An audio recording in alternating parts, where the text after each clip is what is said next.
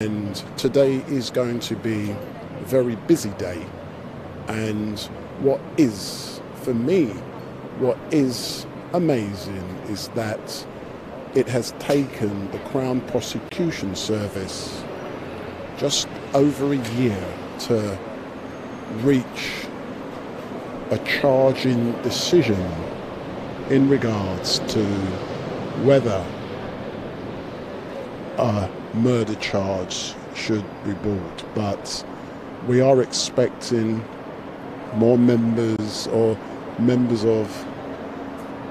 Chris's family to arrive very soon, and I don't know what time the actual case is due to be heard, but it's likely to be very quick. I personally don't believe that Officer NX121 will be here in person today. It is possible or likely that that person will appear via video link to protect their anonymity. I don't know if it's true, but let's wait and see.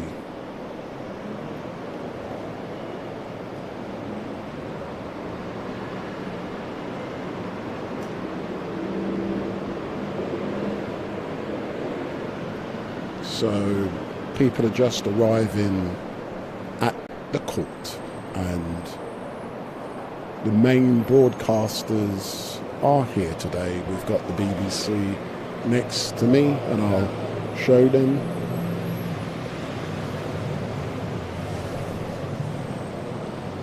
We've got ITV, we've got Sky, and we've got the photographers from the Nationals. And you got Street Mike, big up. So there's officers going in and out, but you don't know who they are connected with.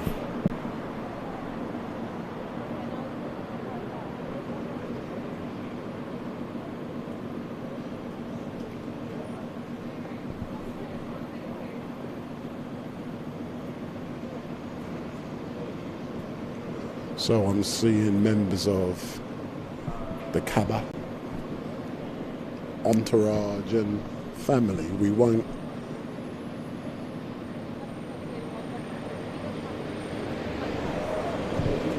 hope to catch an interview from them at some stage today. So members of the Kaba family and their representatives are here, and I hope to engage with them at some stage today.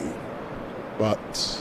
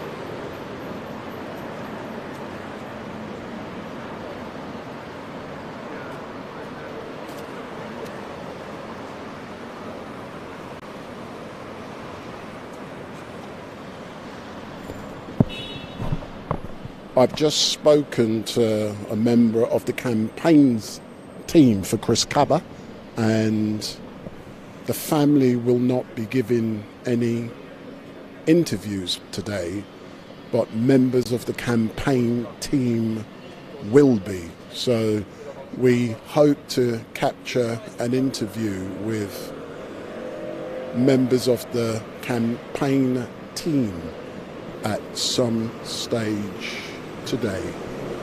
So we are coming to you live and direct from outside of Westminster Magistrates Court on this very important day where the officer charged with murder, Chris Kaba, is appearing, and a time slot, I've been told, has not been given yet, but it should be at some stage today. So we've come prepared with all of my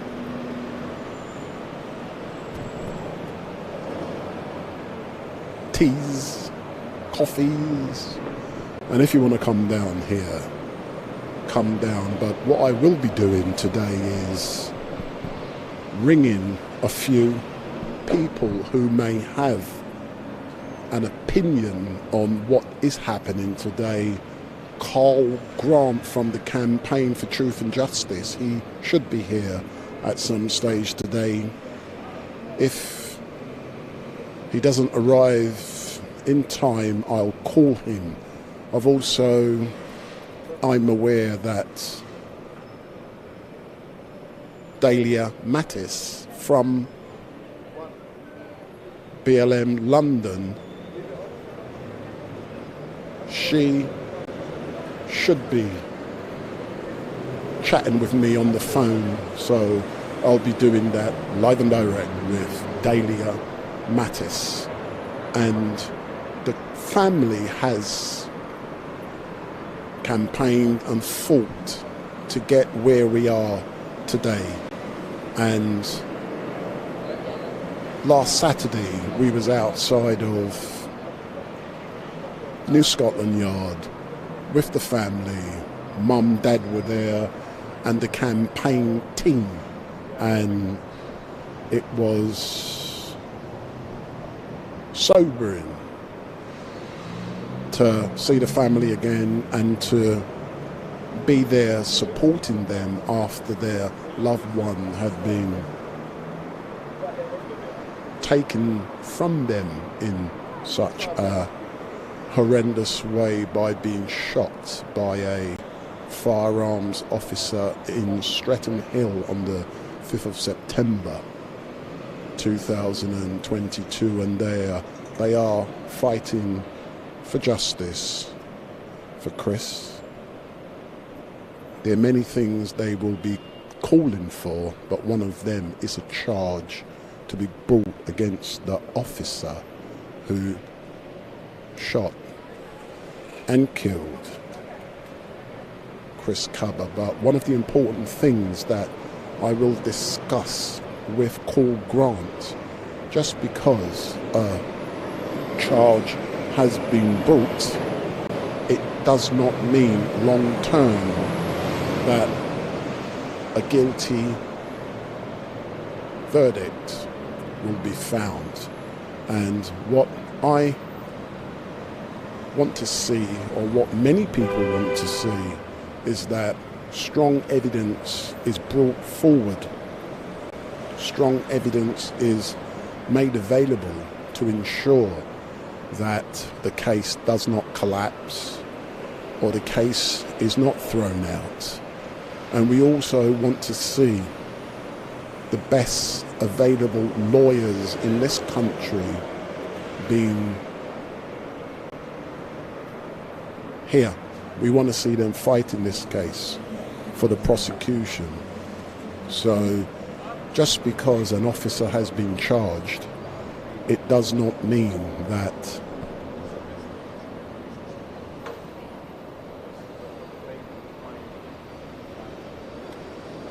the CPS has brought or enlisted the best available lawyers in the land.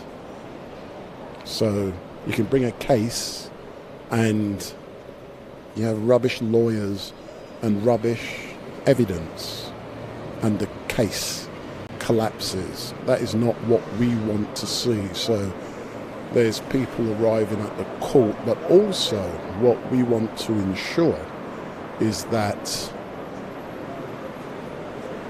Officer November X-ray 121 is due to appear today. I don't believe he or she, that person, will not be here in person because the state is protecting the individual's anonymity.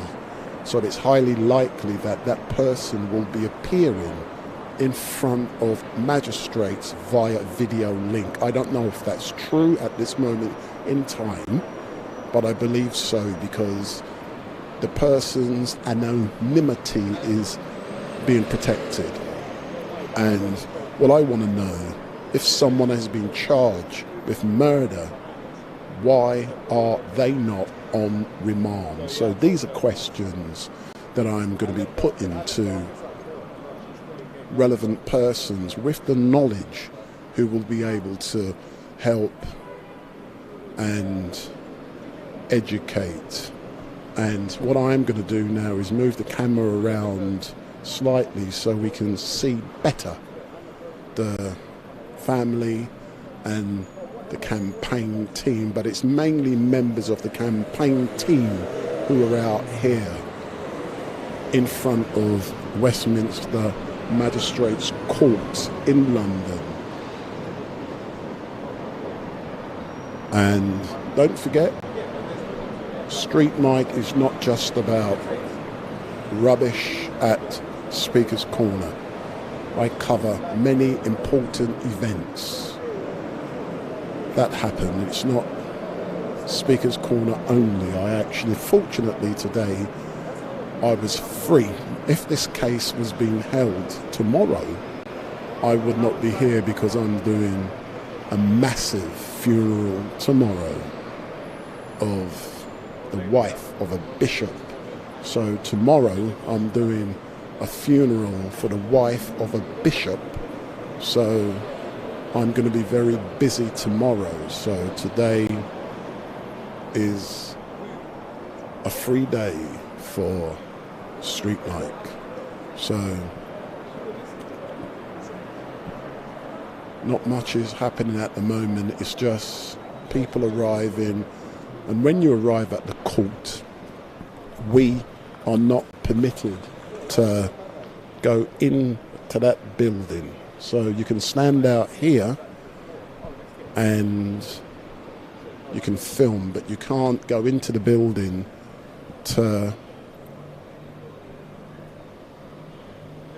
film or record, because if you do, you will be charged with a criminal offence. So you're not permitted to go into that building with recording equipment, but you can film outside.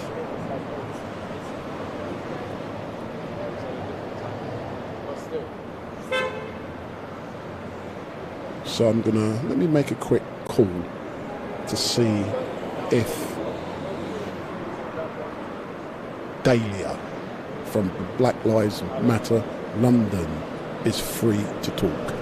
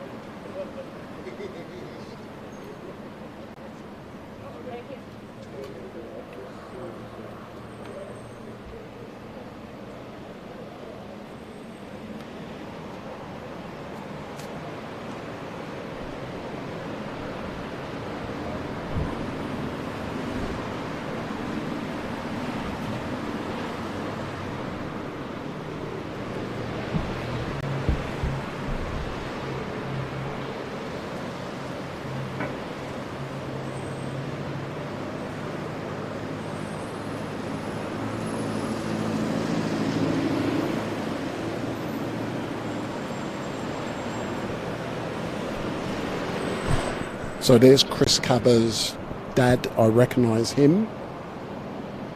And there's mum. So there's mum and dad just arriving outside the court. So that's Chris Kaba's mum and dad just arriving outside the court.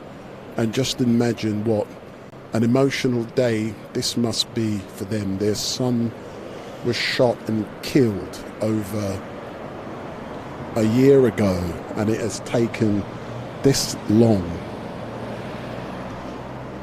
And they have been so humble in the way they've conducted themselves. So Chris Kaba's mum and dad, the gentleman with the glasses is Chris's dad. So that's Chris's dad, and mum is in white. So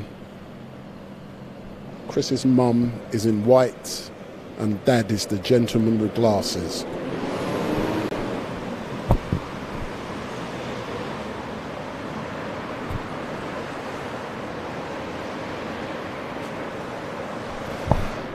So that's mum and dad now walking towards the courts. So there's mum and dad walking into the court to get justice for their son, and they're also with the campaign team. So that's Chris's mum and dad now walking into the court, and the person charged with murder will be appearing. And so that's them in the court now. So Chris's mum and dad has just arrived in court.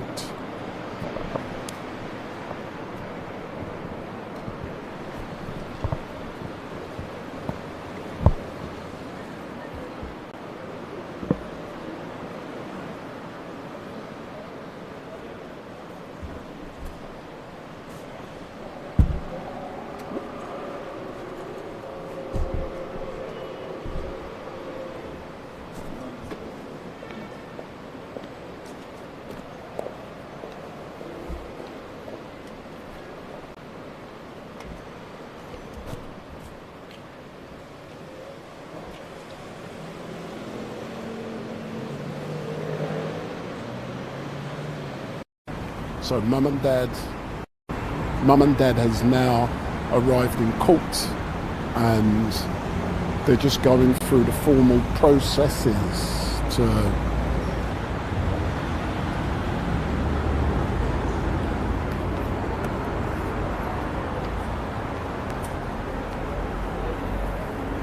you good, boss? Let me see what you can see here.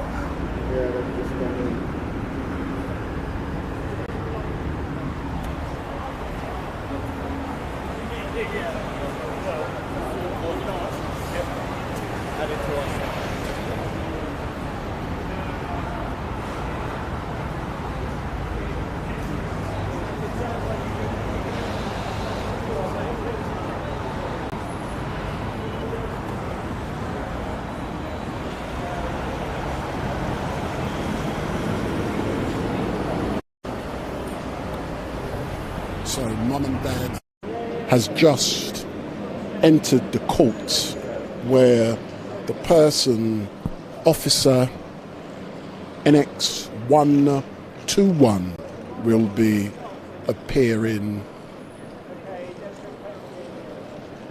charged with murder. And when they exit, I aim to interview not mum and dad, but the campaign team who are here representing or helping the family. And just imagine what they have gone through over the last year. And what is really shocking is some of the stuff I've seen written by ignorant people who lack independence and knowledge. And, you know, let's wait and see what is the outcome of this criminal justice process. The officer can always be found not guilty by a court, by the jury. And that is justice, or that person can be found guilty. So let's wait and see. But what I want to make sure is that, one thing Andy Morris, who is Sasha Johnson's personal assistant, one thing he said to me when I engaged with him, interviewed him outside of the Old Bailey after a number of individuals had been arraigned, charged with murder. Sorry, that's a Freudian slip. They had been arraigned, charged with conspiracy to murder. And one thing Andy Morris said to me was that even though charges had been brought against a number of assailants for shooting Sasha, what he said was that Sasha was not legally represented, even though the state was the prosecutor. That does not mean you're going to get the best. You can have a state prosecutor who's rubbish, and the evidence is rubbish, and the case collapses. That's what I was warned would happen, and it did. So I'm putting my faith on this occasion, as normal, in the criminal justice system of this country, and let's hope the best evidence is presented. Let's hope that the best lawyers are defending the case, and if that does occur, let's wait and see. We can't preempt. Someone has been charged. The person could be innocent. The person could be guilty. If they are guilty,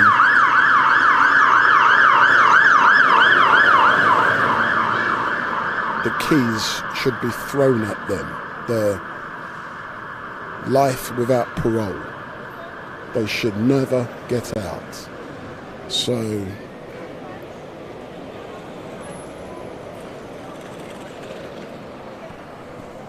I'm going to be ringing in a few moments a few people.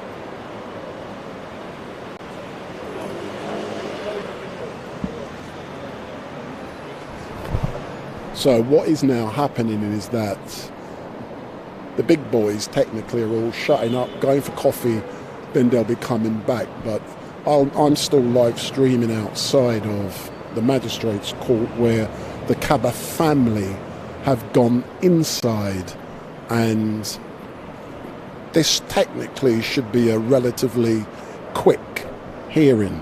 So should be. So I don't expect to be here longer than an hour, but who knows? I could be here all day, but I doubt it very much. But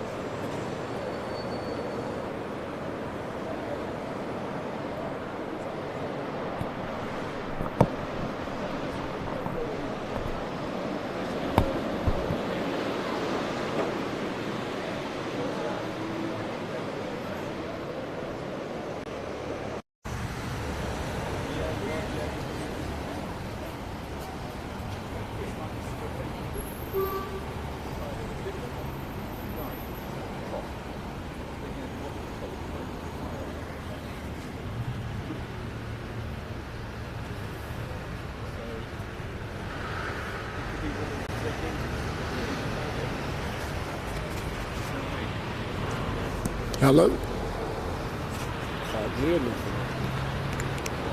Hello? Hold on. I'm not picking nothing up. Stay there.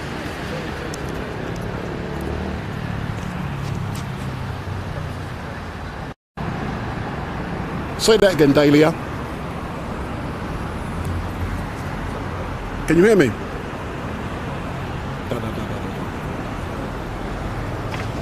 Testing.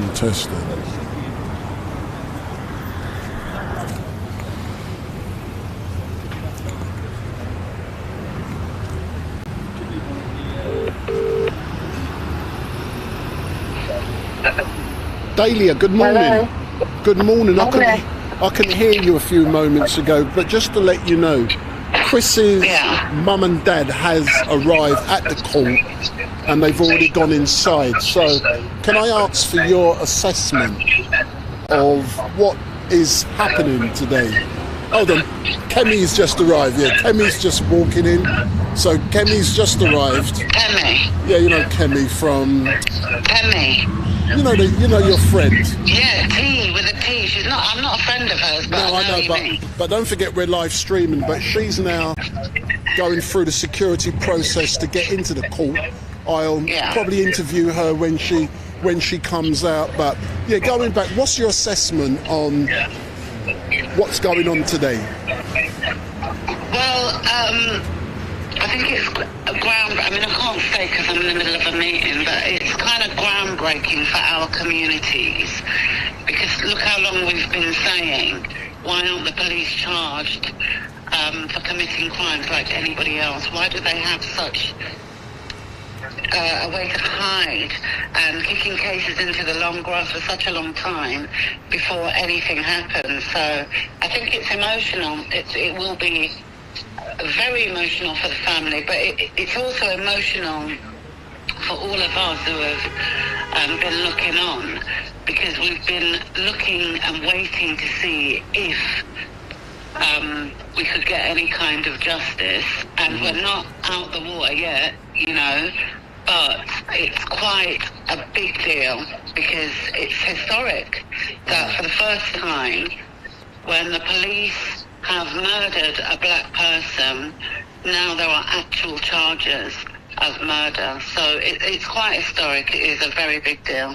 So, are you, even though it's a historic day, I've spoken to Paul Grant from the Campaign for Truth and Justice, and one concern he has is that a charge might have been brought, but has the best, strongest evidence been presented? Will the family get the best available lawyers to be able to present the case? And why is the officer not on remand if that person has been charged with murder? So these are all issues that are now being raised. So what do you have to say about those issues? I mean, I think the family are legally represented, and I think if they weren't legally represented, we wouldn't have even have got this far. We're hoping that the best evidence will be put forward, but I think we know that he was shot in his head in a car that was not moving. There were no flashing lights, there was no police chase, and there was no answer to why he was actually murdered. So the evidence is quite strong. The police lied and said there were witnesses that they didn't have. So I think the evidence is quite strong.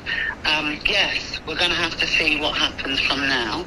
Yes, the murderer police officer should be remanded in custody like everybody else would be. That's correct. But we're just going to have to keep looking.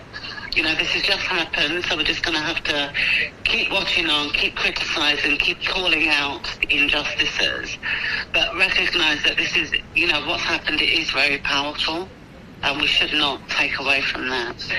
I'm sorry, I'm going to have to go because I'm in the middle of a meeting. No problem, Dahlia, but thank you very much from Black Lives Matter London for giving me this opportunity to chat with you, but we can catch up later on. Thank you very much. Well done, Street Mate. Big up. Bye. Thanks a lot. Bye.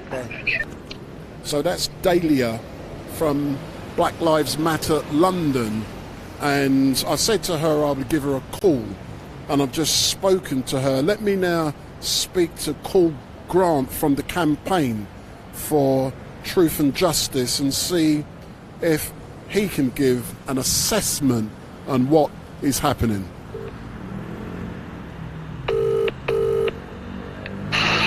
Mr. Streatham, good morning. Hey, good morning, sir. Good morning. Just to let you know that I'm outside of Westminster Magistrates Court.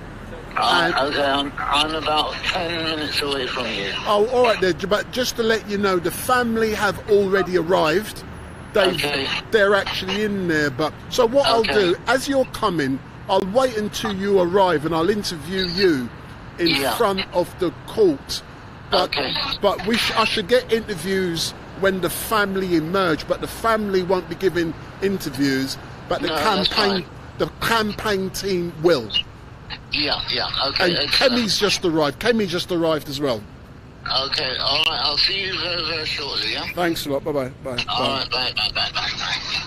So that was called Grant from the campaign for Truth and Justice. He's actually on his way down here at this moment in time, and let me ring someone else to see if they're available. See Wendell can ring people.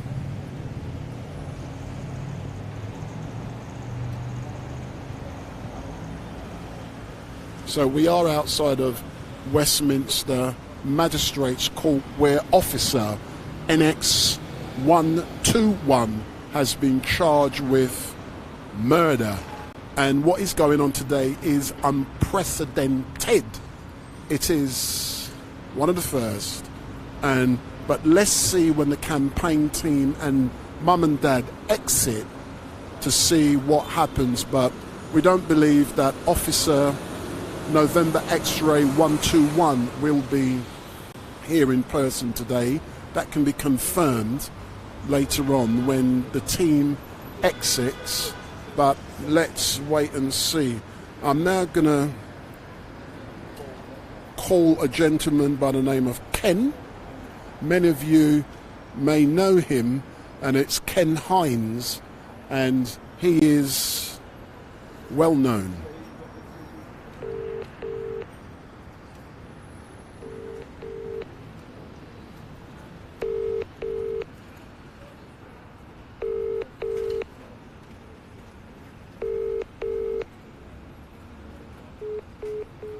Well, it cut in and then it cut out. Let's see what happens. Let me ring him back.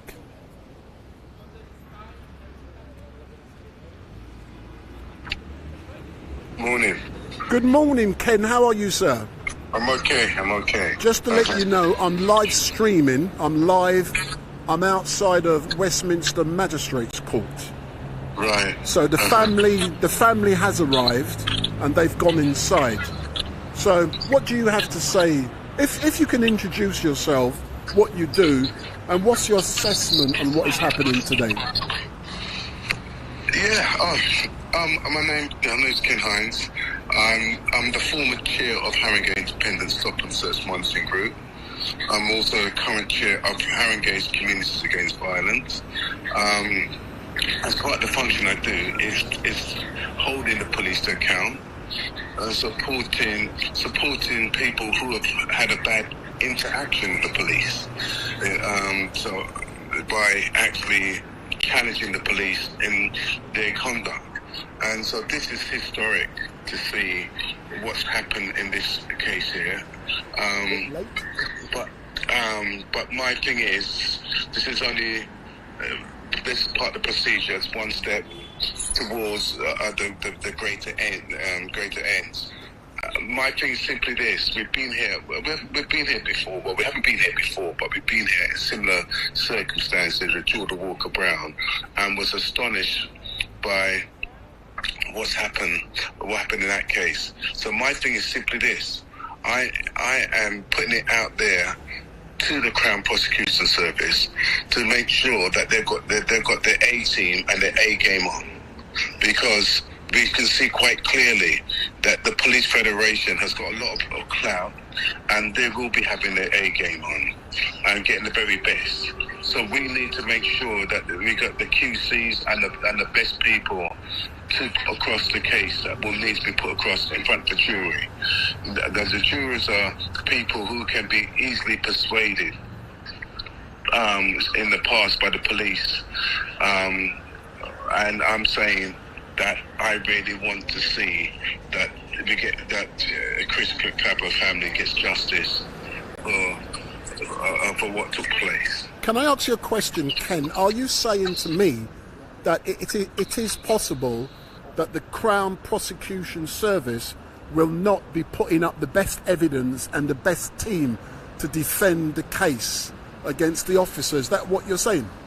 I'm saying it has happened in the past. That's what I believe has happened in the past, because the police have got off time and time again. And I'm saying I do not want to see this happening in this situation. It's quite, I would say, it's evidence that the police did not challenge Chris, and he took his life without just cause. Yeah. And I hear you, but final question, I know you're a very busy person. Yeah. When I called you yesterday to inform you that the charge had been brought, what went through your mind, Chris? Sorry, what went through your mind, Ken? Wow, I thought I was, I would say that I was happy with that, with the news. I felt this was long overdue because this thing has been going on for quite some time, and and I just felt that we just can't stop here. We must keep the pressure on. I would have been down there, but I've been on another important meeting to attend.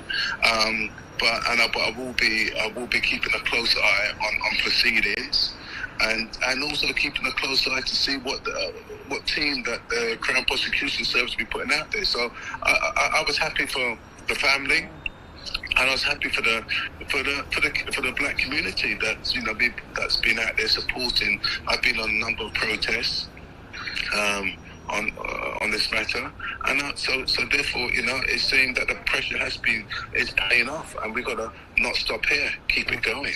And that is great. And for those who are watching, is it correct that you were involved with the Mark Duggan shooting also? Yes, I was involved. So I was there supporting the family. I was also outside the police station when the riot kicked off. But I was there. Yeah, I was right there. All right then, Ken. But thanks a lot. Carl Grant from Campaign for Truth and Justice has just arrived. Okay. So I thank you very much, and we can liaise later on. Thanks a lot. Right. Okay. Excellent. Thanks a lot. Bye. Bye. So that's Ken Hines, and he's now gone. And in front of us, we've got Carl Grant from Campaign for Truth and Justice. And only yesterday I spoke to him. I was back down in Peckham as a direct result of all the stuff that's going on down there. So if you go around there, Paul, I want to get there.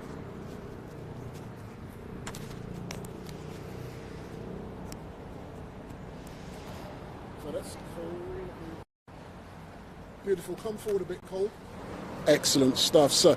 So good morning, Cole. How are you, sir? I'm very well, sir. Thank you. Excellent. How are you? Not too bad. Just to let you know, the family has arrived, and they're actually already in the court. And Kemi has also arrived. Good. So she's in there, sir. What's your assessment on what's going on here today, sir? Well, my concern. Obviously, I'm happy along with the family that the officer has finally been charged with murder. However, my concern is, as reported last night, since 1990, there has never been a police officer convicted of murder or manslaughter in this country. That's over 30 years. And my concern that we're not going through some tick box process where to satisfy the family and those of us who are calling for justice by saying, okay, we've charged him, but then a jury found him not guilty. This needs to be a case that's presented with not just a murder charge, but in the alternative, manslaughter.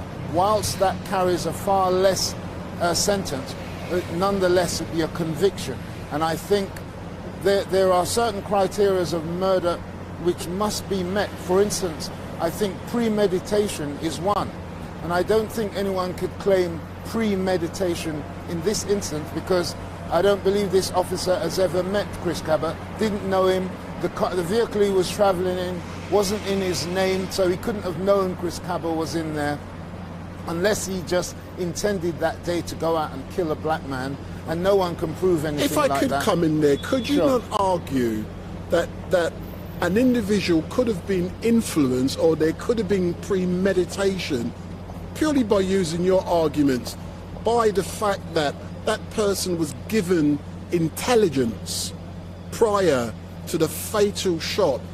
Because we've all heard claims that Chris may have been charged previously with a criminal offence, and that could have influenced a person to believe he was guilty or he was doing something wrong. So being given intelligence prior to the fatal shot, could that not count as premeditation, because you have a belief based upon the knowledge you've been given? No, the reason why I would disagree with that is because if whatever, let's say intelligence, if you're referring, then he might find justification. If he's trying to suggest that, oh, he believed that he was armed or etc., etc., and no, that would give him an avenue for a defence, because fear of the law allows the use of force, reasonable force, in the protection of one's life or the protection of others. So where that can be shown, even if that force includes fatal death, then as long as it's shown as the minimum force necessary, it gets away with it. As I said, they're reporting that the car wasn't registered in his name, unless they were following him, etc., and just had this knowledge that he was carrying weapons or suspected of carrying weapons. I mean, this vehicle was penned in. It's not that he could have driven at anyone or anything like that. And the shot that was fired, shooting someone in the head, is not an attempt to maim that person or slow them down. That's an attempt to kill. There's no question about that. Yeah.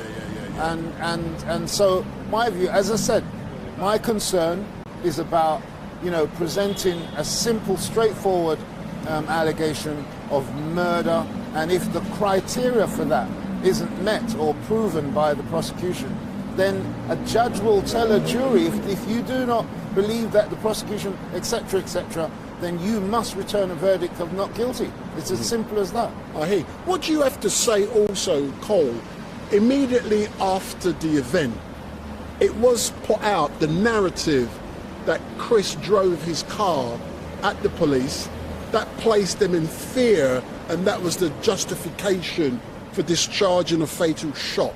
What do you have to say about that? Well, I mean, I'm not aware of the narrative. However, the fact is that the evidence that's been available to the public shows that his vehicle was penned in by police vehicles, and that there was no escape route for him to go thereafter. And this officer walked up to the car and shot him in the head.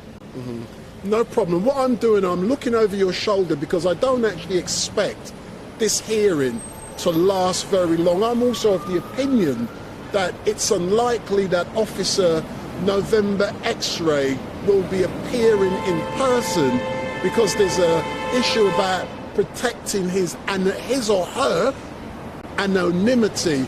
Therefore, it's likely to be via video link.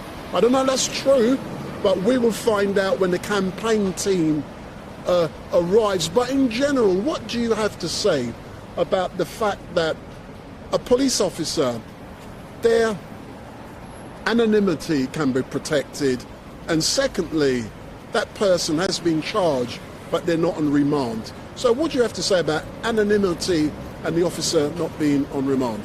Well, that's another issue which gives me cause for concern, because anonymity, it suggests that, okay, they want to protect, because if he is found not guilty and so on and so forth, they don't want him to be pursued by members of the public who may be outraged and so on and so forth. Anyone else would be named. Yes. And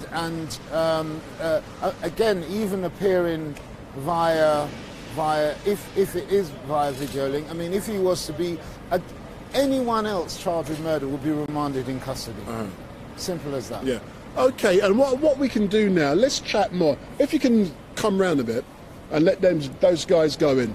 Tell me more about what's going on in Peckham as a result of the case last week in the hair shop. So what's been happening since the protest on Saturday? So since what's been happening is, fortunately, the shop involved has remained closed. Today is what, Thursday? Thursday. This was last week, Tuesday. So since 1 9 PM, days. Yeah, the shop has remained closed. And it's worth pointing out, for a simple refund, which, you know, customer service, good customer service, would have not resulted in this great loss of business. And that what we are now demanding is that store remains closed, and that individual, because something I was researching last night, which whilst I was looking up, you know, the issues about murder and so on and so forth, is that there is such an offence as non-fatal strangulation. Non-fatal strangulation. So you don't have to. You don't have to kill him. Kill him. It's an offence to just you know, have your hand round someone's throat or neck and applying pressure, and so at the very least, non-fatal strangulation, non-fatal suffocation. And it's described just the use of one's hands, one around someone's neck. Clearly, he committed that offence in broad daylight, in front of everyone. So you know, that's another angle from which we'll be putting pressure on the police. There's clearly an offence. They've arrested her on allegation of assault, and there's evidence there of him committing a non-fatal strangulation. And what's their reaction and response to that? So yeah, in fact, we're going to be back out there on Saturday. The public has maintained a daily kind of gathering out there in general, but we've kind of focused on Tuesdays and Saturdays. All right then, I was actually down there yesterday because I was going to visit someone, and I see all the posters and everything is still on the windows. Yeah. You know, has it been an issue of they been removed over the last week or so? No, they removed the first set of posters that had been put up, and they noticed that obviously immediately the community has come back out and replaced those posters and so on. So this time they haven't touched them. All right, but as normal, Cole, thank you very much, and let's catch up afterwards. Absolutely. But I'm expecting people to exit soon. Good. All right, pleasure. If I can get the mic, sir.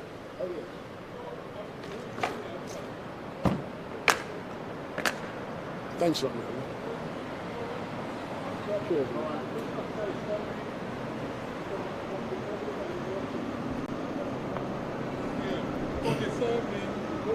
Sorry.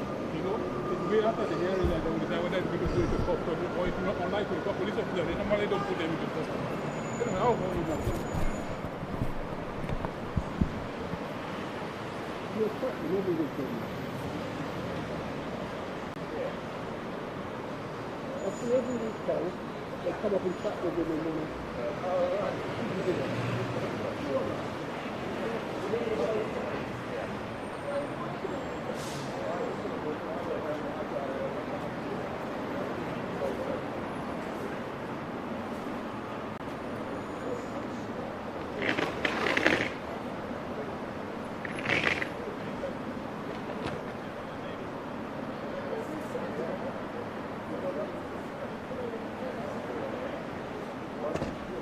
You know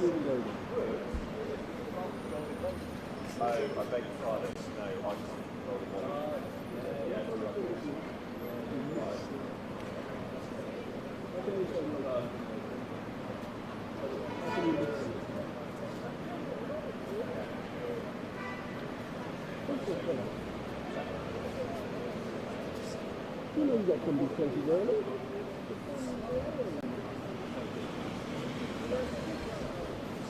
That's right.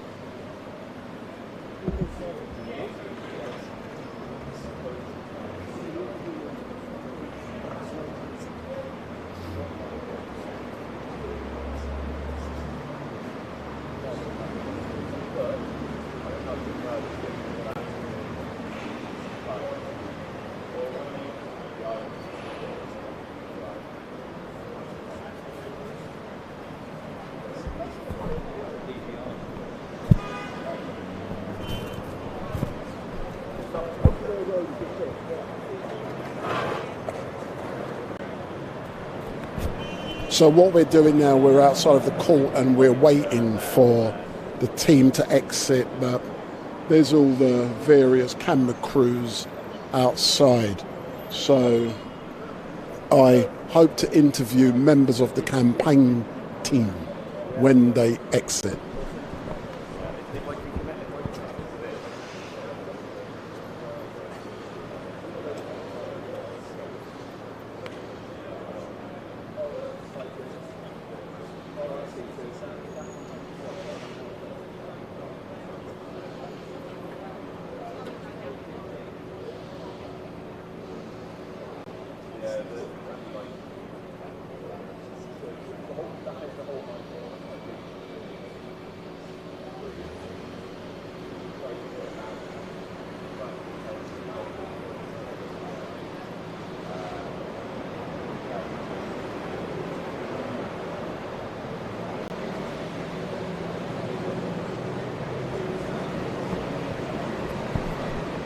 So if you are seeing Street Mike for the first time, make sure you hit that subscribe button.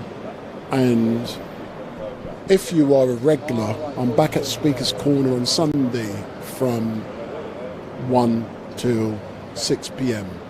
So I've got a big funeral tomorrow, but you will not be seeing that one on YouTube nor Facebook. So it's big. There'll be thousands there, but it's the funeral service of a bishop's wife. That's taking place tomorrow, and I've got 3 funerals next week as well. So busy. So I'm back. I've got a wedding on Saturday, so I've got a wedding on Saturday, so you might see me out and about with a camera on Saturday.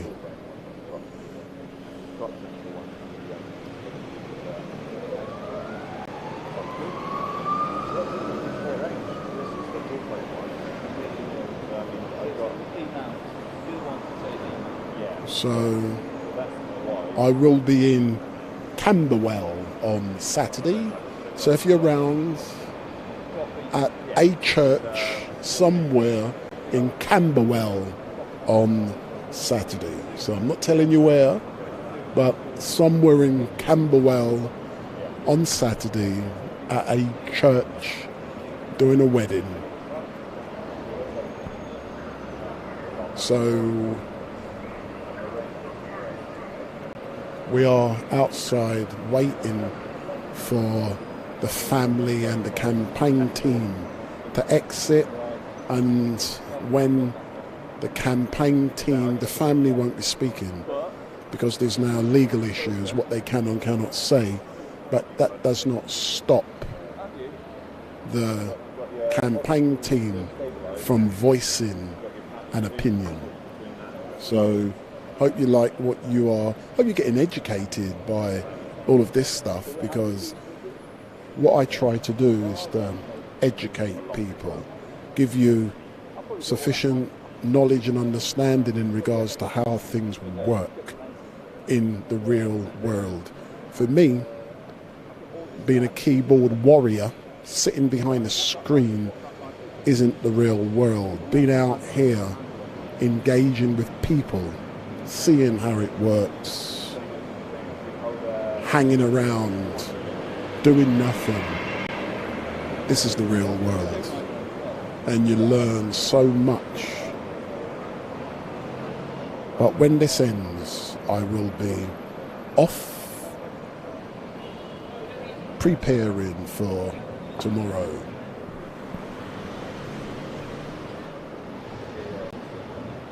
Rational female and her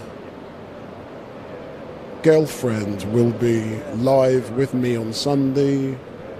I know you all loved Brother Leo Muhammad from the Nation of Islam. So if you missed any of the downloads containing Brother Leo Muhammad from the Nation of Islam, if you go on his own website, the London Study Group, you will be able to see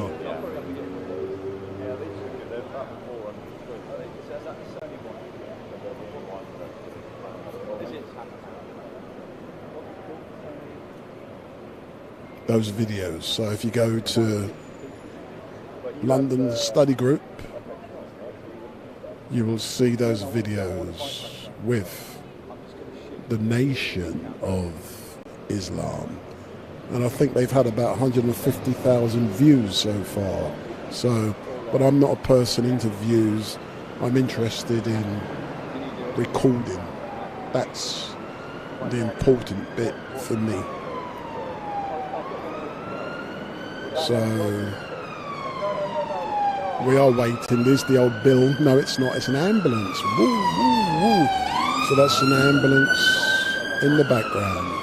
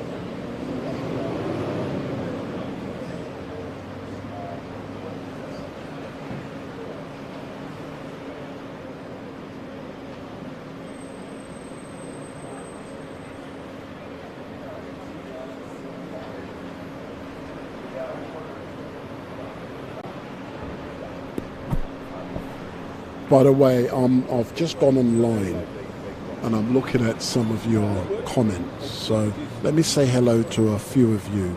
So I seen in Norfolk, Troy Stanley Daniel, Piss Mink, G Block, Leave My Rights Alone, James, Mel, hello Mel,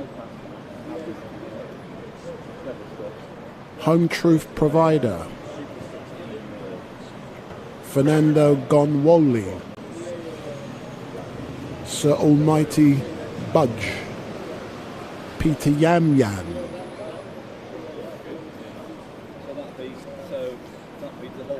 so we've got campaign for truth and justice. Oh, let me ring Mel. So Mel, if you're still watching, I'm ringing you. Street Mike is ringing Mel.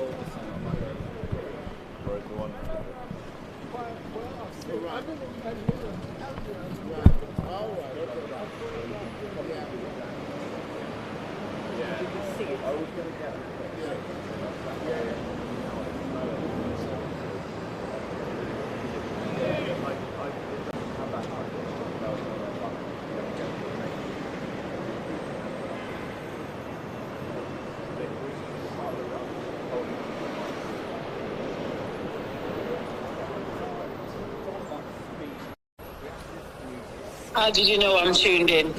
Hey, listen, I just went online and I saw your photograph, so you're watching, you're spying on me. Yeah, I'm in class in Doncaster, but I'm making sure that I've got it on there. Had to tune in. Thank you so much for doing that. I couldn't be there. No problem. So you're in Doncaster. Did you see the arrival of the family? No. Yeah, the family's already here. They've gone inside. They went inside about 45 minutes ago, so I'm waiting for them to exit. Kemi's, your good friend Kemi's in there. Not my friend at all, but anyway, she was late, yeah, no. I had a conversation with the campaign team, and what they said, the family won't be giving interviews for obvious reasons, but the campaign team will. So I'm hoping to be able to capture an interview. So, how you keeping, girl? I'm good. Yeah. I'm in Doncaster learning how to be a branch secretary. all right then. But I've spoken to Dahlia from BLM London. So tell me, Mel, what do you have to say? What's your assessment on what's going on today? My assessment of what's going on today is it is progress. Right, it took way too long to get a charging decision from the CPS, but I am so pleased that this is a step forward. I know that everybody won't be satisfied and the family haven't got their final justice yet, but at the same time, this is progress. It shows that all of their campaigning, all of the support that everyone gave has not gone in vain, and we need to keep this pressure on for all other victims and all other instances where there's injustice. I'm just absolutely thrilled, and this is a marvellous and fantastic step forward. Yeah. It is marvellous, I do agree with you, but I would also concur with Paul Grant from the Campaign for Truth and Justice in that what we must ensure is that the CPS brings forward the best, strongest evidence to secure a guilty verdict. We must also make sure that the team, from the Crown, who are they putting up, they're the best lawyers in the land. We don't want rubbish lawyers. We don't want rubbish evidence so that the case collapses. And that's coming forward. But one thing also that's been said, and I would like you to comment on, is the fact that the officer, his anonymity or her anonymity is being maintained. But also they're not on remand. So what do you have to say about those? All right, so I'm the same with Cole. In regards to, we've had this issue with the John Reed, I believe his name is. I do apologise for butchering his name, in Birmingham, where the reform was asked for, jury reform, that it's made up of the people that it represents, and at the same time, yes, we need to have the best lawyers. We don't want to have rubbish lawyers. Absolutely. In terms of the anonymity, that can't run. That just can't run, right? He will have his day in court. He will be able to put his defence forward. He should be named. He's a public servant. He has been charged with murder. That's right. Yeah, so this is not a small charge. This is a murder charge. This someone's life has been taken away. He should not be allowed to maintain anonymity, in this circumstance. Absolutely not. Yeah. And also, if you can answer the final point, should the officer not be on remand and maybe in Belmarsh with some known criminals like everyone else would be? How many other people charged with murder do you know will be out on remand or out on bail? Sorry. All right, so I guess that for me as an activist, I definitely agree that he should not be allowed out. He should be on remand and he should remain there, right? This is systemic change. This is the problem with the system. The system treats police and people in authoritarian positions differently from how they do everybody else, right? So for me, he should definitely be in custody and stay there until the trial date, whenever that may be. But this has to be a systemic change at the same time. Absolutely. I hear you, but as normal, Mel, thank you very much. And Street Mike, we got technology, so if you can't be here, we can still ring you and you can still participate. So thank you very much.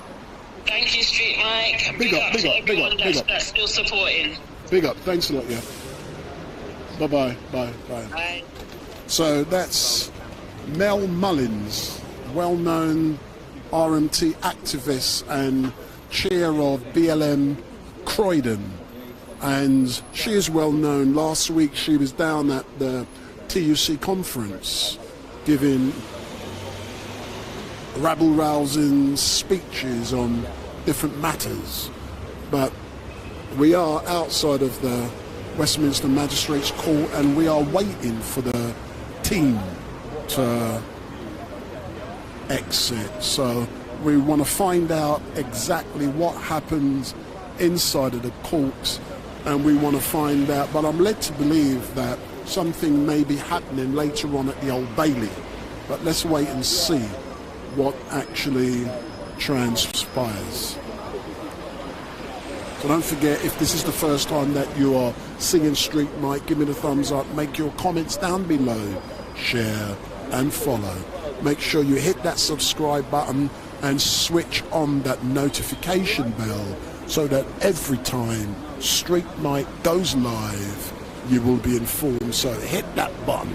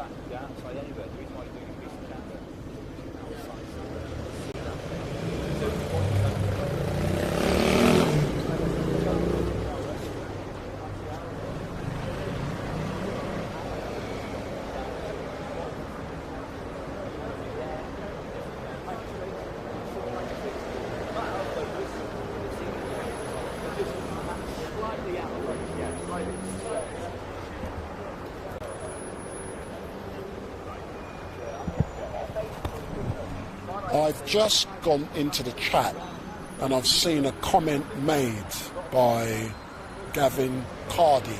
He says, or he shouldn't be named and he shouldn't be remanded. So, Gavin, if you go back into the chat, sir, let me know your rationale for believing that someone who has been charged with murder should not be remanded nor named. And I'm assuming your rationale applies to every single person charged with murder. So I'm challenging Gavin Cardy. I believe in the freedom of speech, and it's all about, here's the campaign team coming out. They are ready to come out. So forget you, Gavin. I'm seeing a member of the campaign team at the door.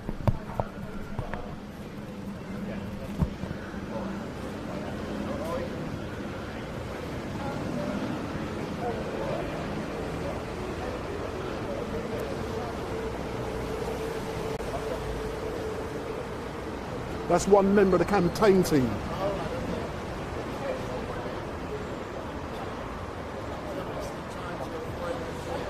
Yeah.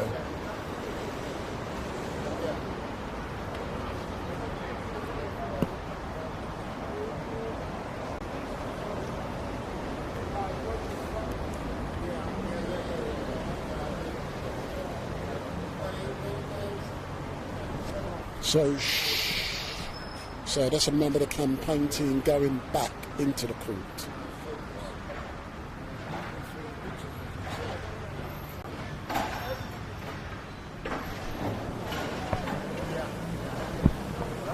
So let me go back now to Gavin. So Gavin, if you go into the chat,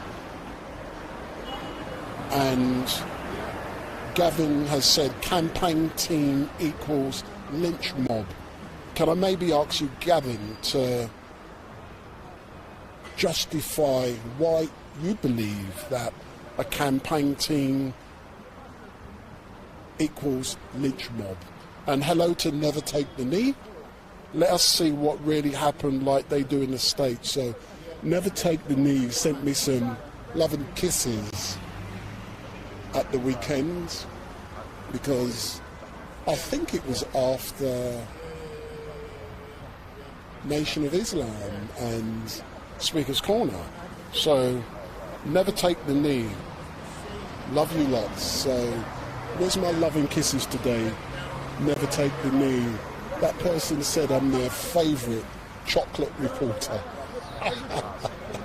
You know, I'm not offended if you know me, but I believe people have the freedom of speech. If you want to call me a chocolate reporter, I think it's funny. I got no problem with that. So, good morning, Never Take the Knee. So go back in there, Gavin, and Gavin said, I hit the button, unsub and thumb down. Yeah, but you love it, you make... that can't be true. But he's still making comments. So Gavin, let's know your personal views.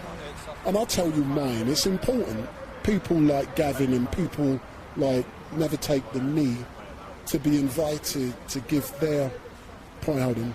Let me see if I can get some information from this lawyer.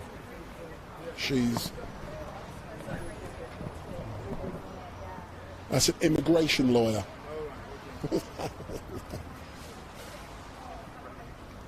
So those two, they have the right to say what they say without being attacked. As long as you do it in a respectful way, I believe that is important, and then we can learn from each other. And I really know that Never Takes the Knee loves Sweet Mike, I can tell. Never Takes the Knee probably dreams about me every night. I wish I could be like Street Mike, so impartial and so reasonable. I know that's how you think. True or not, Never Take the Knee.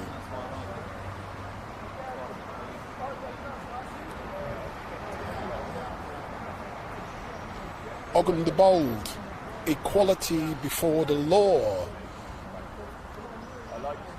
MC Anthony 007. Strawberry, hi mate. AK Crypto, you don't agree with Gavin. So AK Crypto, justify why you do not agree with Gavin. So let's have an intelligent, don't just throw a comment into the chat, justify your decision. Why do you believe, and give me evidence to support what you think. So provide evidence to support what you think.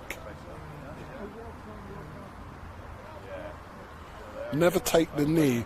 I wish I had a BBC like Street Night live stream.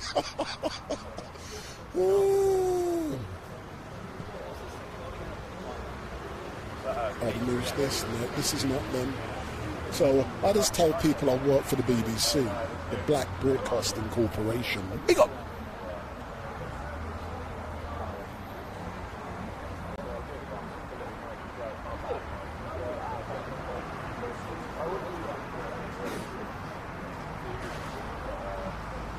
Gunretta 75 have said they took over a year to convict the murderer. They tried to cover it up as far as I'm concerned. Who are you talking about? Gunretta 75. Because if you're referring to this case, they took a year to bring a charge.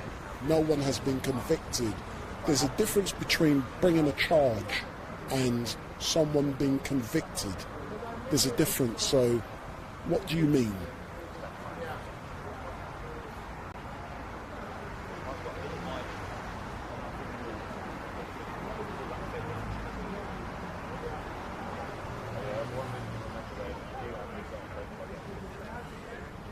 So G Block has said, ask about Leslie Thomas KC being on the case. Can he help in any way?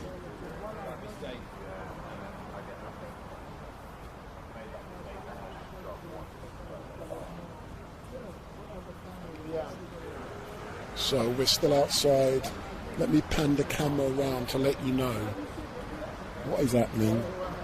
So there's the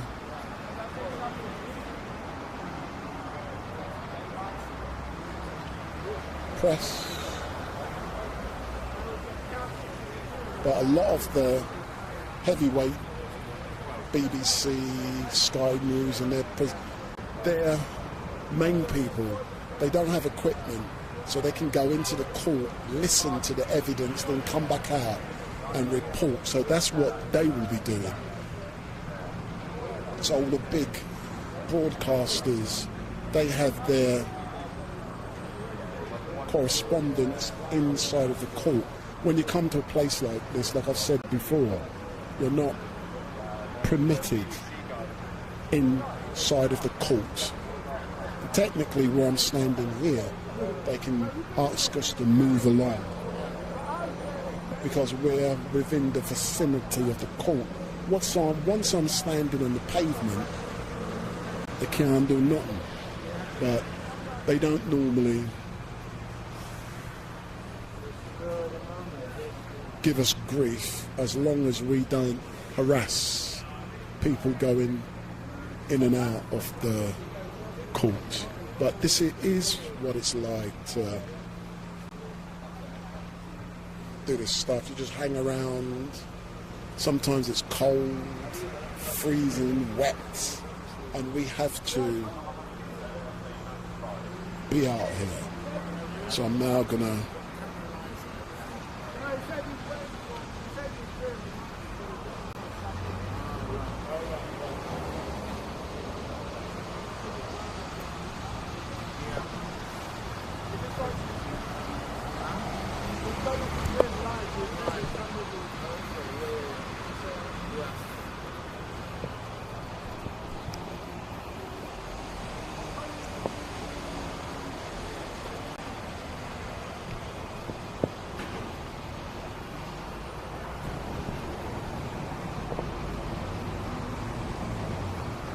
just changing batteries to make sure that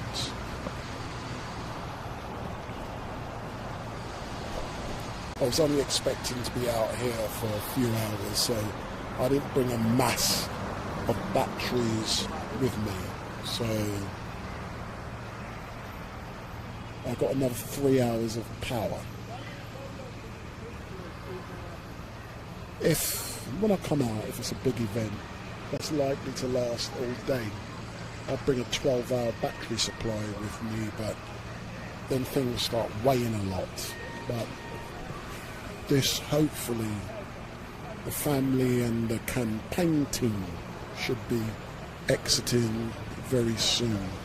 So if any of you watching online live nearby, why don't you bring Street Mike some fresh coffee? So that would be welcomed. So bring Street Mike some fresh coffee.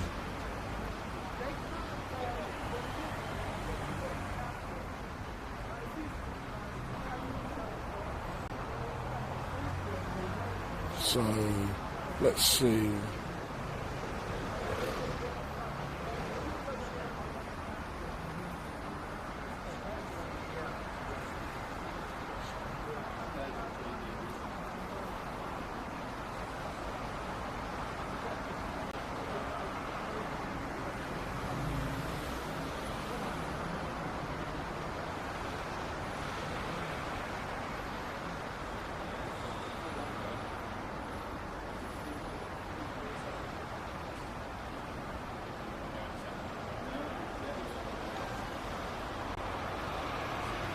So, postcards from protest. I'm just reading your comments. So we're outside of the court. There's some more officers. They're not necessarily connected with the case. That's the third time they've gone in there today. So they keep going in and out of the court. That's the third time they've been in there. Yeah, they keep going in and out.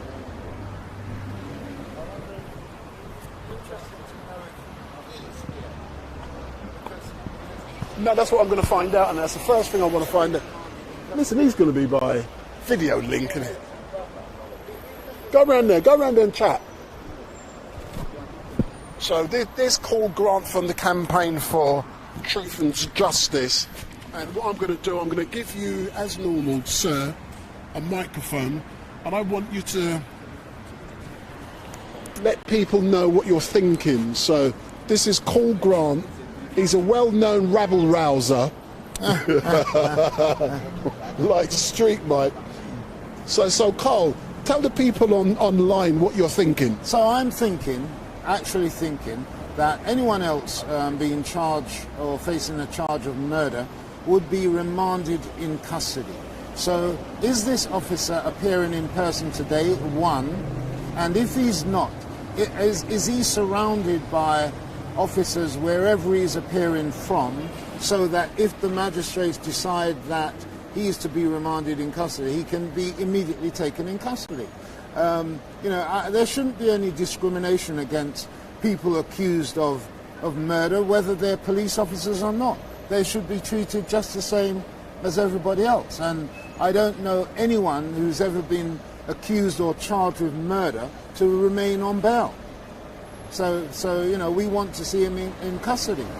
So how about the fact that he might not be here in person and he might be here via video link? What do you have to say about that? Because it's not until the family emerge with the campaign team that we will find out these issues. Well, as I said, if he's appearing via video link, he has got to be surrounded by officers, so that if he was remanded in bail, he's taken immediately in bail and not given the opportunity to abscond and so on. And the reason why the justification for remand on bail when accused of murder is because if found guilty, you're going to be subjected to a very long sentence. And that's how they can justify, especially on murder charges, remand on bail in custody. Thank you as normal, Carl. But I've no doubt after the family emerge and after the campaign team emerge, and I hope that'll be very soon, because the BBC's now arrived, you know, we'll be. Don't know what's happening there. Something's happening there. Wow. I hope. Yeah, I was a little bit concerned a bit because he's so close to the edge of the road that you know.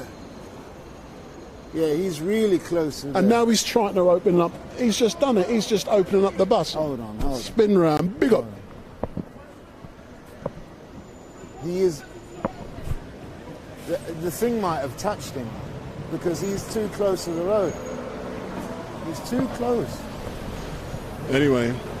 The wing mirror may have clipped him, or nearly clipped him. That's live. Yeah. So, you know, after you leave here, Cole, what are you doing today with Campaign for Truth and Justice? Well, we've got the French Embassy from 2:30 on a weekly basis every Thursday. You know, hands off Niger, and then thereafter I have another meeting at 6:30 with Africa Bantu Saturday School and the Brother Minka with the Advance for United Africa Front. So yeah, it's a busy day ahead. So I was always under the impression that Cole Grant, you just sat in an office with your feet up on the table answering the phone, but that's obviously not true. No, that's when I'm not doing Campaign for Truth and Justice. And well, yeah, that's just in between times. And final point, as you know, yesterday I had the opportunity to be in Croydon to speak with a very well-known individual. What was his name? I've forgotten. In Croydon? Yeah, Croydon.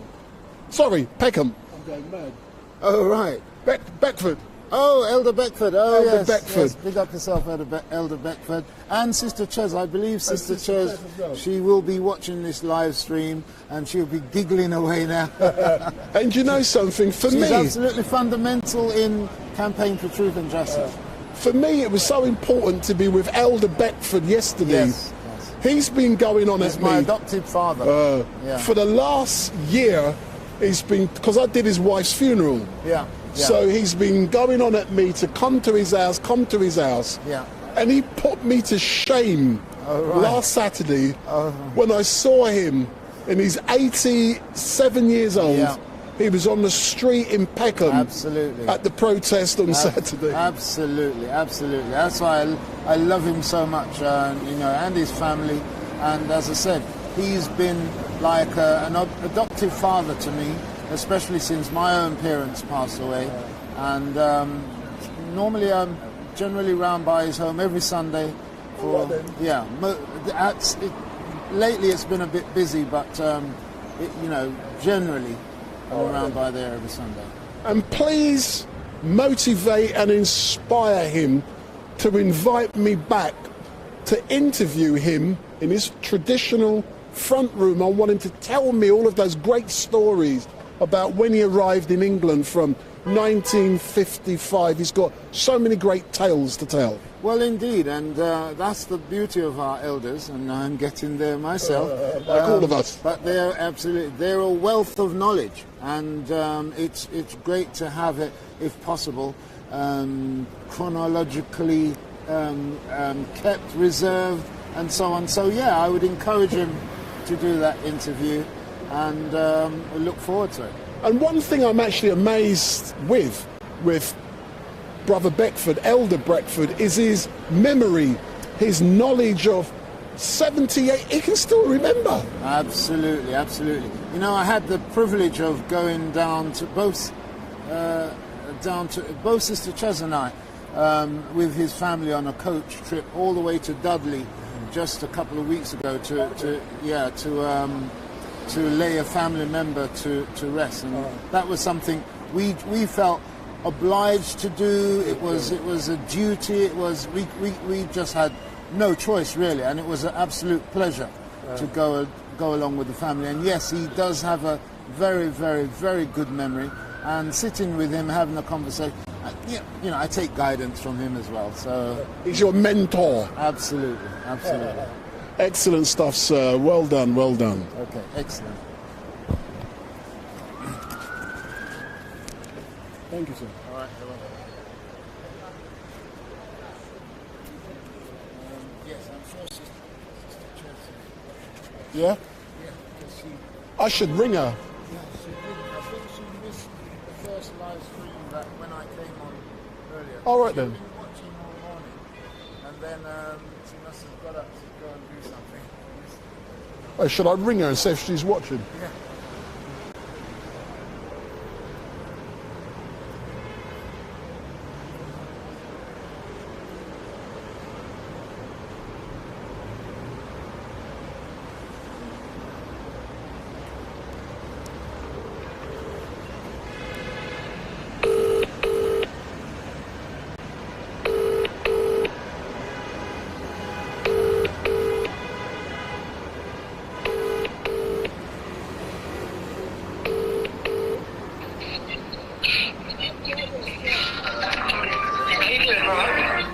Hey, good morning. Are you watching?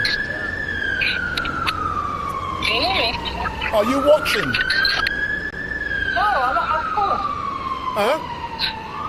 No, remember I told you I have my course today, isn't it? Oh, sorry. No, she's not watching. She's got her call. No, call is next to me.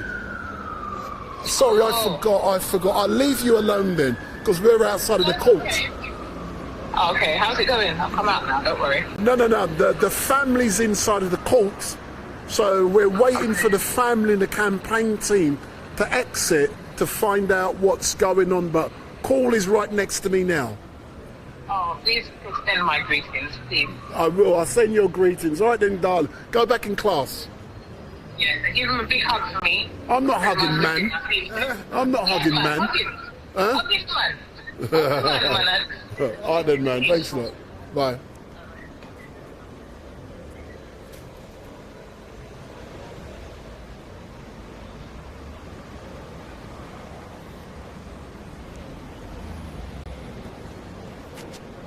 I forgot she said she's in class, isn't it? Oh, is it? Yeah.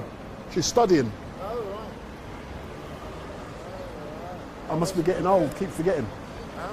I must be getting old. Well, I'm not even aware of that myself. She mentioned it yesterday. I think she does it 2-3 times a week.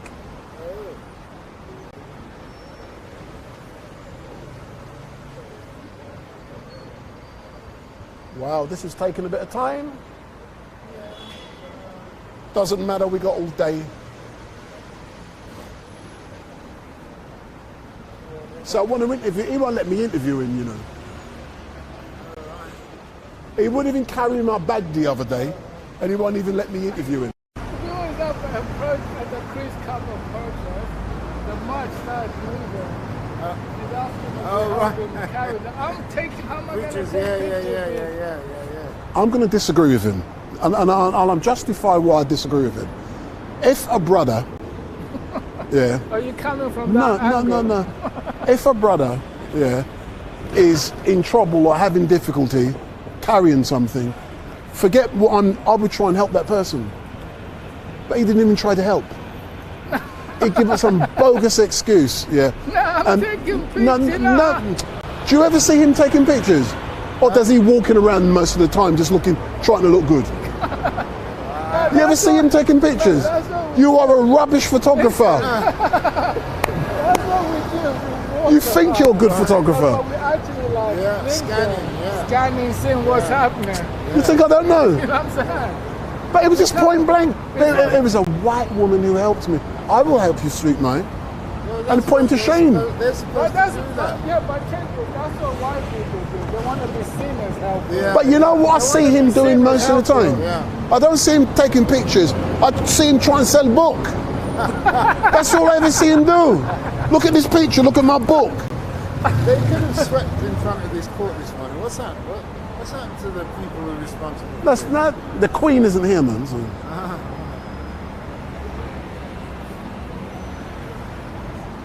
Yeah, that's how we take pictures, always. But we can't be restricted. No. As a matter of fact, when you were showing me the books earlier on, I was saying, my mind was, you better, because if they come out there, you're going to have that in your hand. What are you going to do? Yeah, So, but look at this. Look how light I travel. yeah. Because I don't want to be restricted. I want to be carrying stuff, you know. Under normal... But some photographers make the mistake of carrying a lot of stuff. Yeah. And then when when anything goes down. Listen, whenever it goes down, I'm there. Yeah. But what if you have to run? No, but hold on, let me finish. On that day, I came prepared, for static. Like today, I come prepared static. If you know me, normally I'm not static. Normally I come prepared. Listen, man, you see me, I walk around with this equipment. But on that day, they said, in front of so I bought my box. Just like here today, I bought my box. But on that day, they decided to move. Yeah. And that created a problem. That created a problem for me. But the white woman helped me out. They don't let the family out another route. No, come out here. Listen. One thing I've learned about white people, they want to be seen as helpful all the time. Yeah. They'll smile at you. Yeah. They'll do everything. Yeah. But that's their kind of defense mechanism. Yeah. Then they get you another way.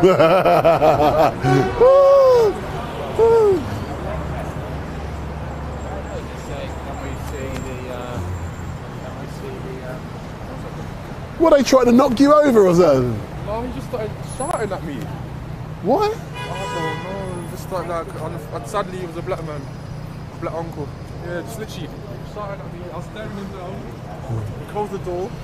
This guy was shouting inside, so I opened the door because you can open the door from outside. And he's like, no, I need to talk some sense into you. I'm like, basically I was like, I asked him like, who are you shouting at? Because if he came to me, approached me, like, oh, like.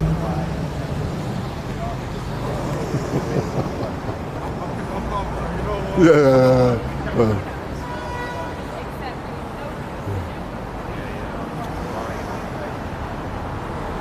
I can see you enjoying the apple.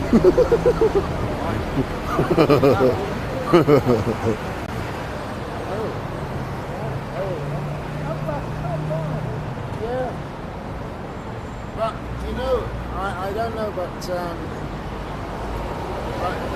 he described his platform as a police platform. Respect. He said there's some people saying certain things on here, and what you don't realise, this is a police platform. You can't say that. What does that mean? No, he means that don't just speak too freely because the police are chilling. Right, okay. I know what he means. Yeah. You know, Can- there's certain things we got to hold back on. Can I give you my opinion? I know the people who watch my stuff, and a lot of them are police. Yeah. I know that. Yeah. I've got no problem with. I got no problem with that. You get what I'm saying? But some people don't care. Yeah. There's a time and a place, isn't there?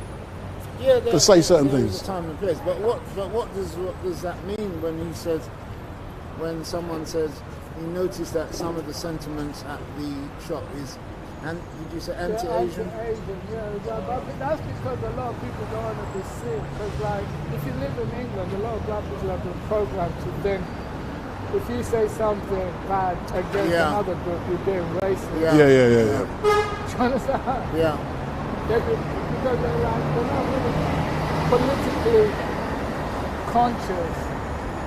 Yeah. So he said, we can't have that and stuff.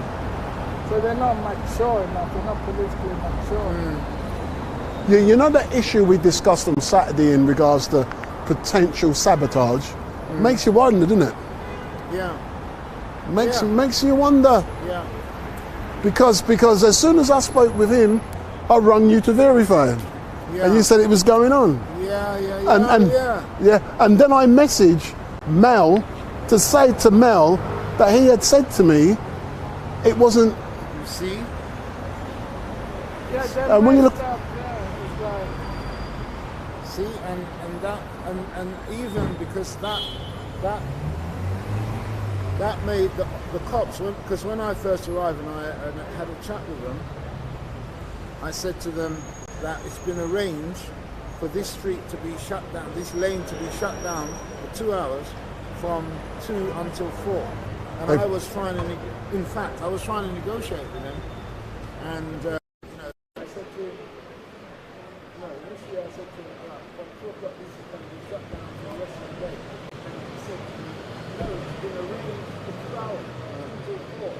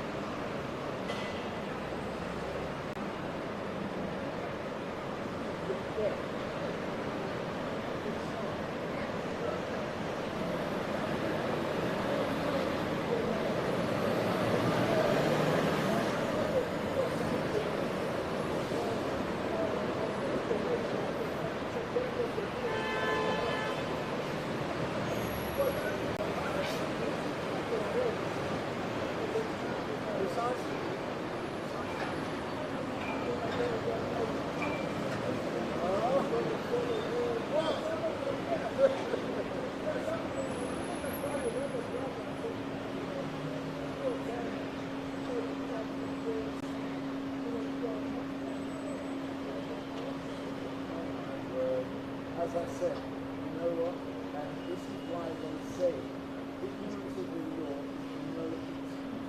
If you think with your right, don't blame me. Because I put it out there. It's your right. If you work on a project, all that I require is that it is non-violent and peaceful. But you can break the law if necessary. You have to put block behind them. If we couldn't do that in a protest, we never harm. Because the moment you're marching on the highway, it's allowed by law.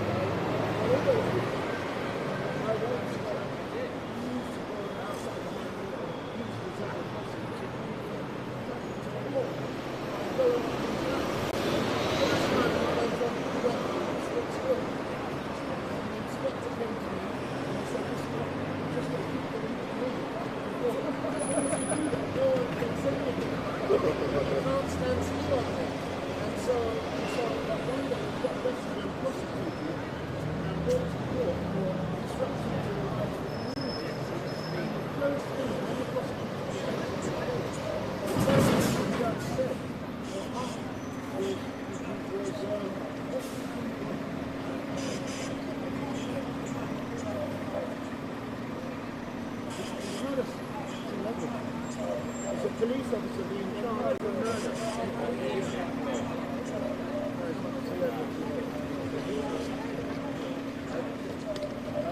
The first thing that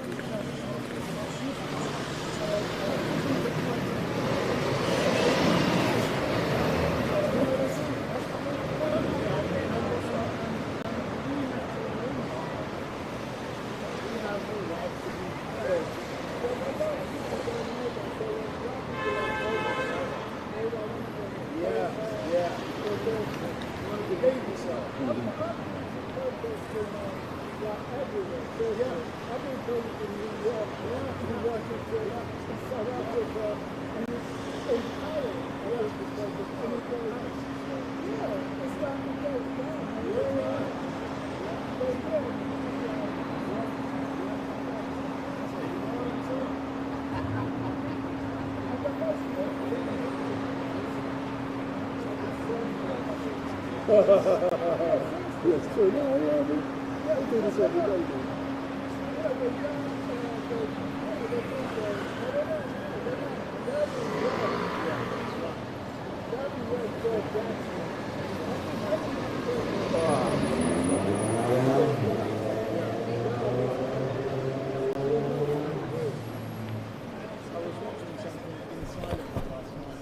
we're still outside the court waiting for movement, so we're waiting for the family to come out, and we weren't expecting the day to be in there for this long, but we are actually expecting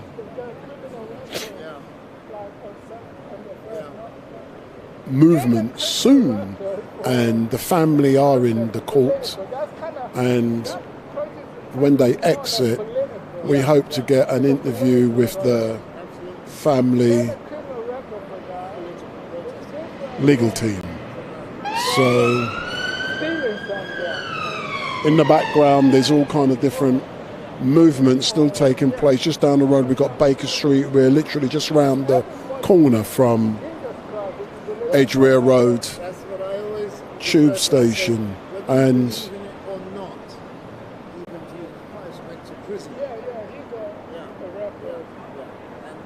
don't forget, if this is the first time you're seeing Street, give me the thumbs up, make the comments down below, share and follow, and make sure you hit that subscribe button. So we hope for movement soon. We're hoping for movement soon.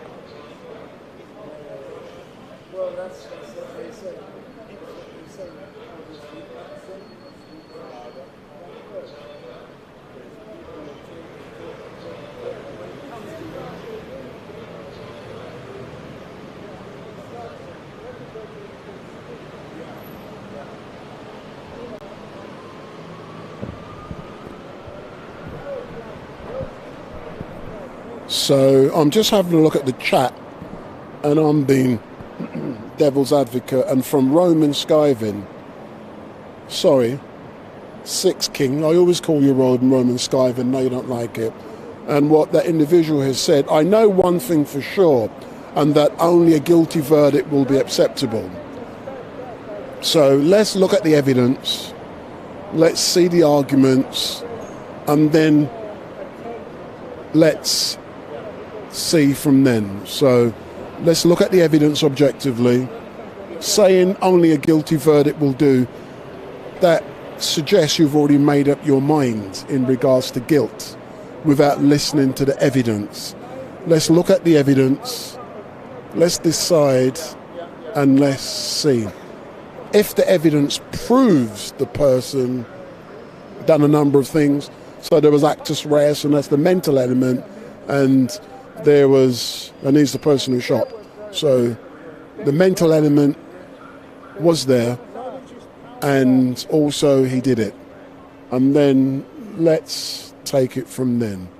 But I'm waiting to see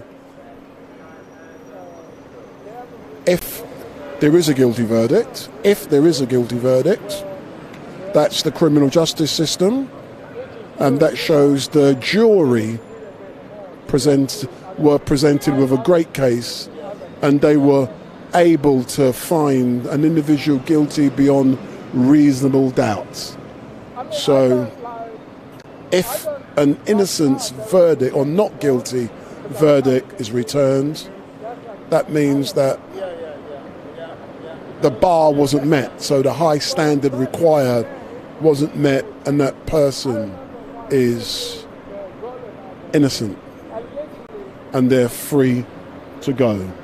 So that's me being objective.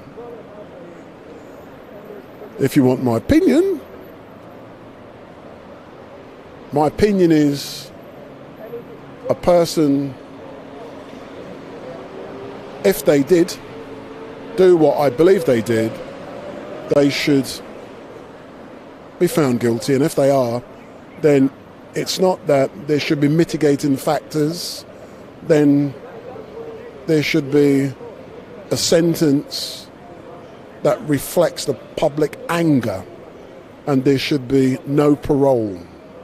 So you should be there forever, and that will instill confidence in the criminal justice system. And one thing that is really clear also is that since the new Commissioner of Police has come into office, there has been a number of positive steps being taken, just like we heard this week.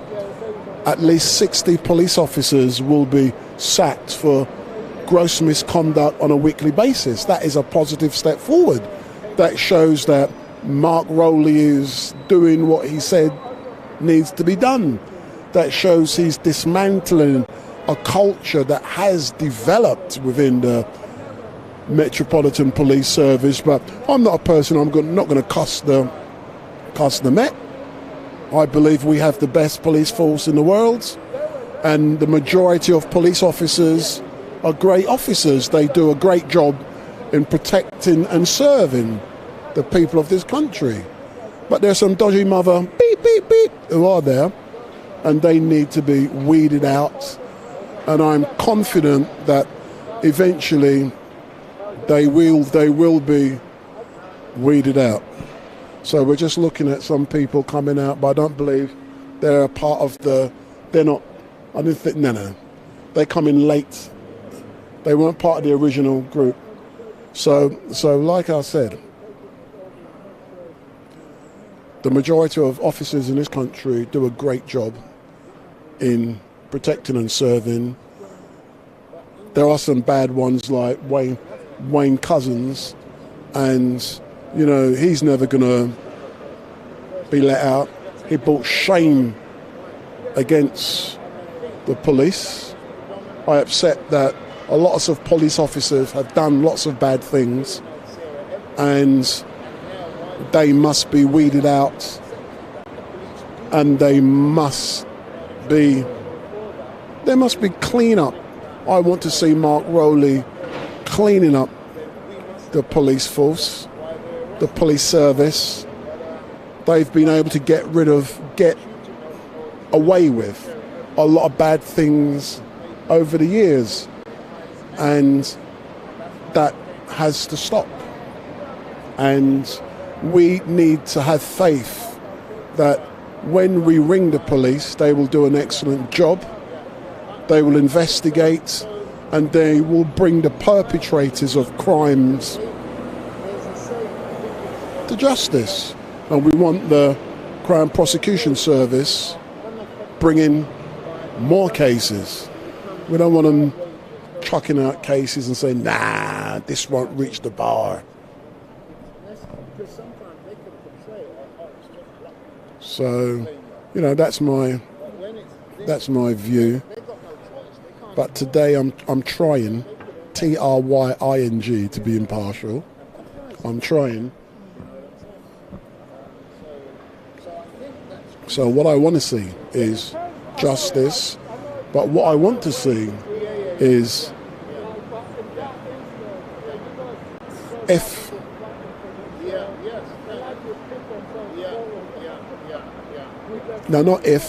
I want to see the officer who has been charged with murder.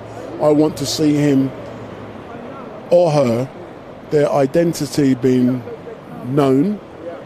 I want to see them being placed on remand like any other one of us would have happened. I want to see that they go through the system. If they are found guilty, we know what the mandatory sentence is. If they're found innocent, they're innocent, and that is our great system. But that's the best one we've got. But let's wait and see. Let's wait to see everyone doing the right things. But I'm waiting now to get some more information from family members or the campaign team when they exit.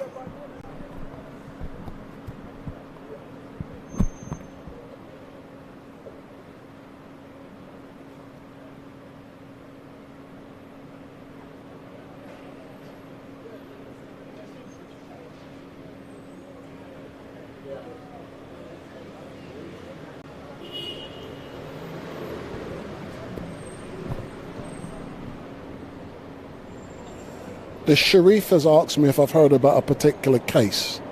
If you know me, one thing I do not do, I do not go on social media as such. I do not go on Twitter. I don't watch YouTube. I don't go on Facebook. I may have social media profile, but I do not look at, I don't read the newspapers. I don't watch TV. So I don't chase. I'm a radio listener. I do not watch. So most of these things I won't know about. I don't want to know about everything that goes on. I choose what I want to choose and what I want, and then I can give quality to things. But in general, I don't look at Twitter. I don't go on Instagram. I don't go on YouTube. I upload, I do things, but I've got better things to do with my life than spending all day doing rubbish, looking at what's going on elsewhere.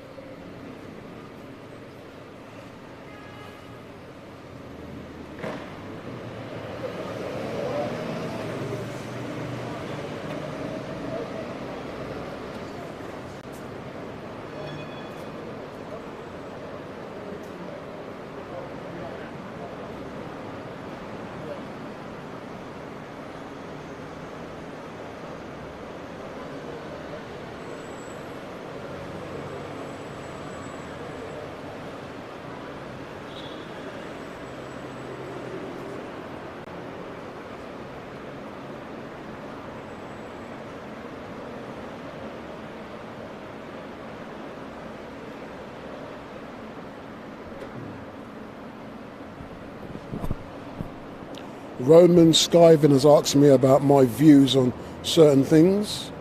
I don't give my views, as you know.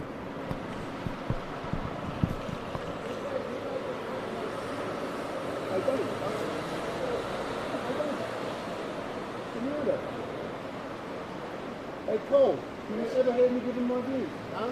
You ever hear me giving my views?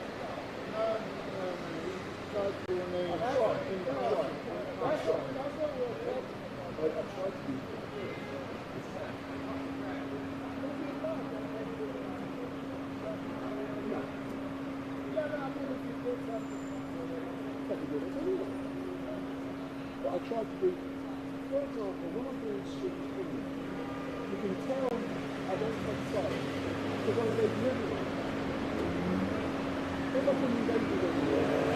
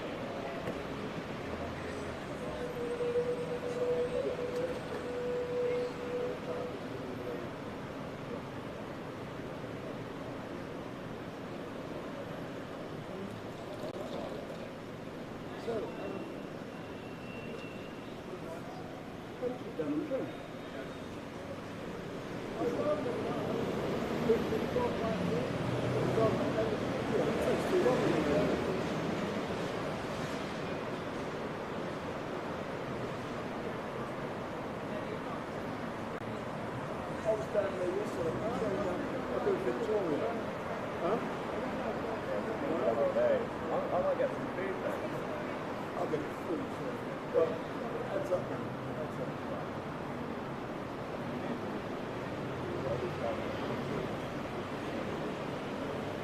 the bus takes so bloody long. I could really jump probably quite a lot.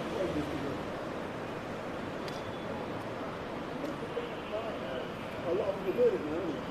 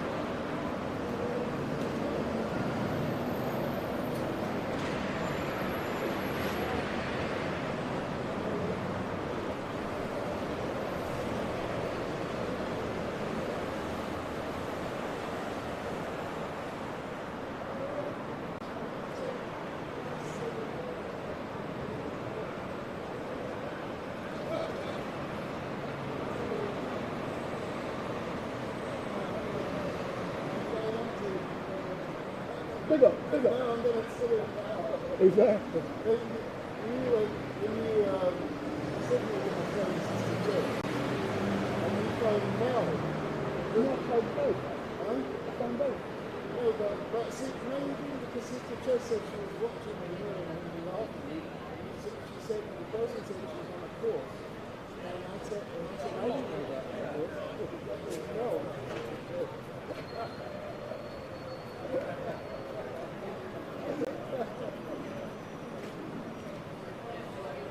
She said, Sister Joe said,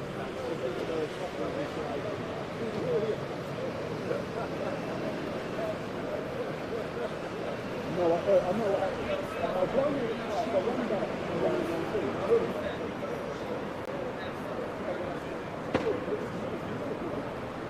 yeah, that's right. That's what I said. I didn't know about this. Oh, she was watching.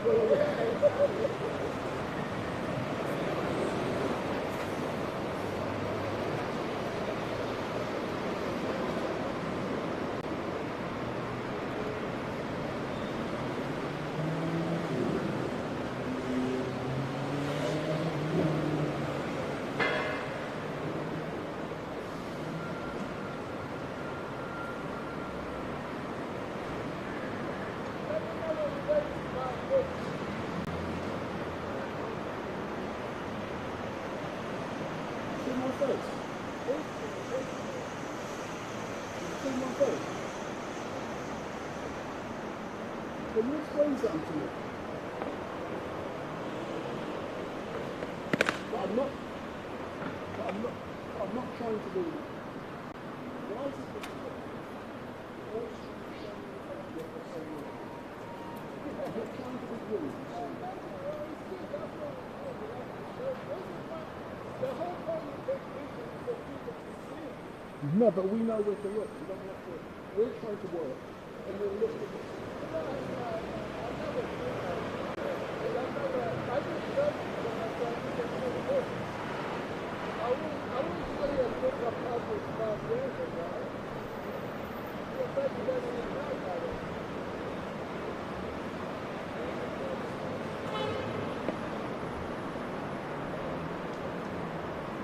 on!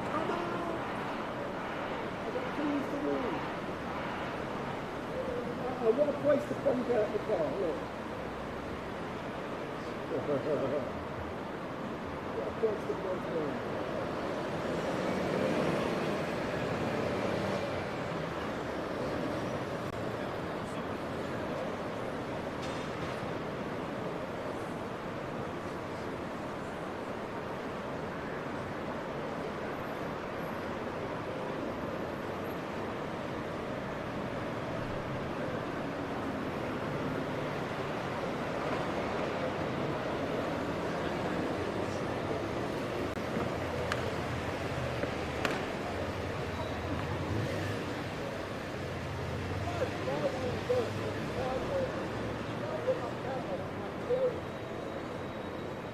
That big strong one like that.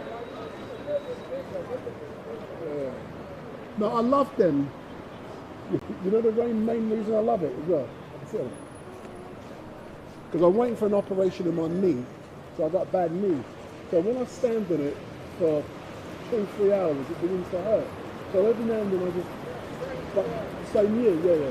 But this, I can have it full up with some heavy weights, but you can, just like the other guy, see the other guys doing it there as well. You're all good. It's a good seat.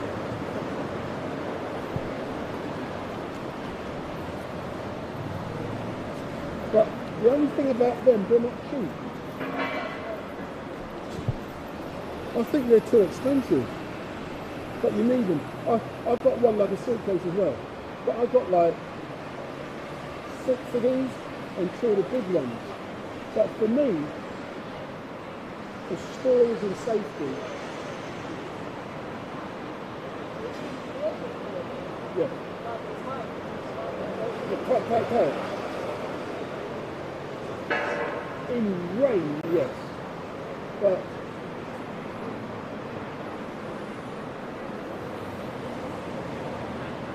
I can throw my backpack up and run with my back. And I've got a climbing book. I can put that in there and just walk with it. But I only use the 44 so I can sit on it.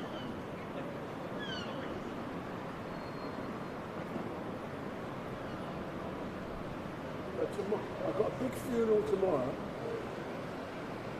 I use that.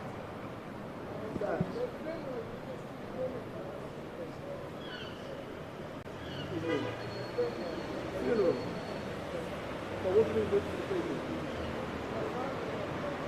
Yeah. No.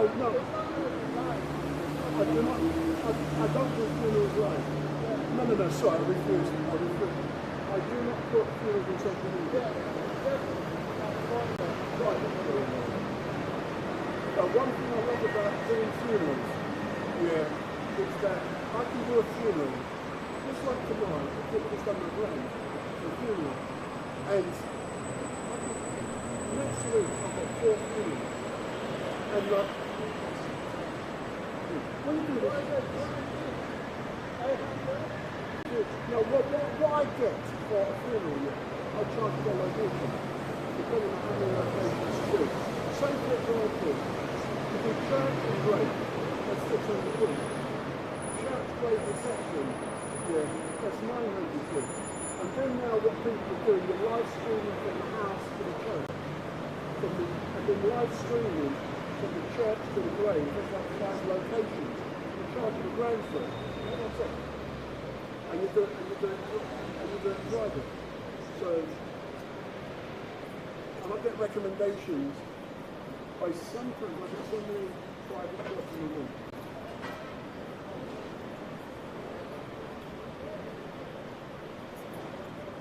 But that's why it's great for me to get jobs. And then I've got people working for me.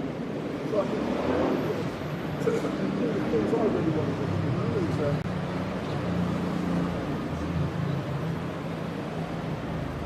But you know, it'll be the same as you. You know when someone recommends you to do a job, it's so rewarding.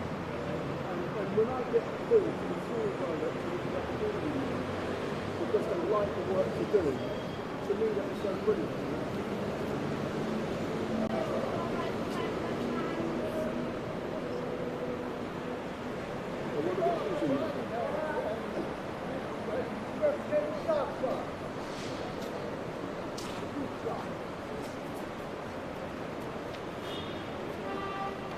That's what cameras do for people, isn't it?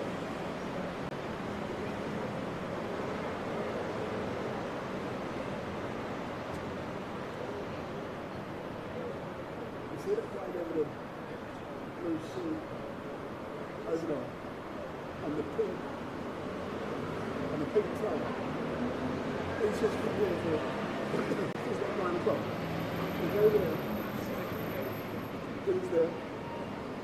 What do you reckon he is?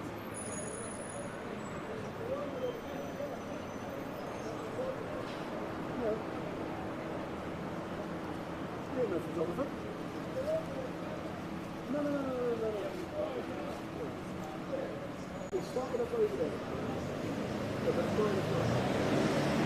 watching, and now he's over there.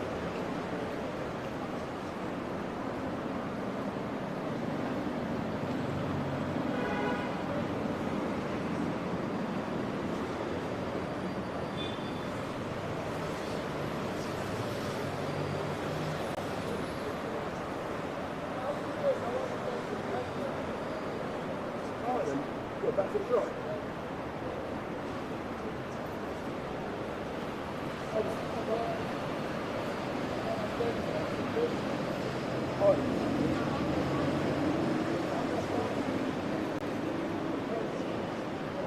Where's it going?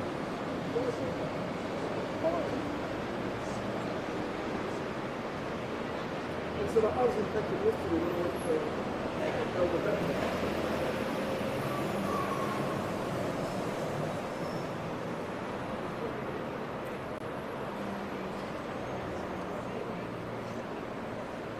When you live in office, where you're local, where you live.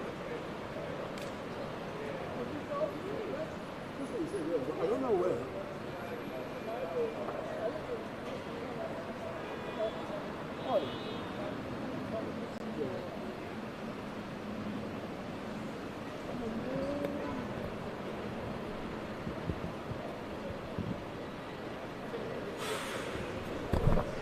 Yeah, we're still waiting for the family to exit the court. So for those of you watching, not much is actually happening down here at the moment. So I can make you a few suggestions. You can go and make a cup of tea, go and make a cup of coffee, or if you're feeling adventurous, you can go and make love and come back, but be quick.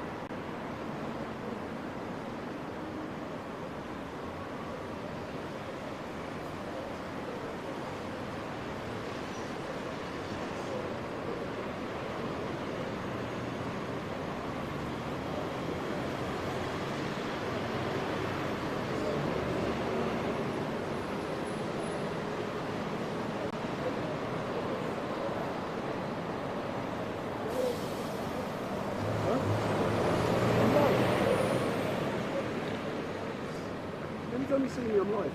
I don't video record. I don't video record, I live. I'm always live. Huh? I started at 9:30 this morning. I've been live since 9:30. Yeah. No. But I was looking earlier when I went to the court, this was on or not. Sometimes I'm basically there, but there.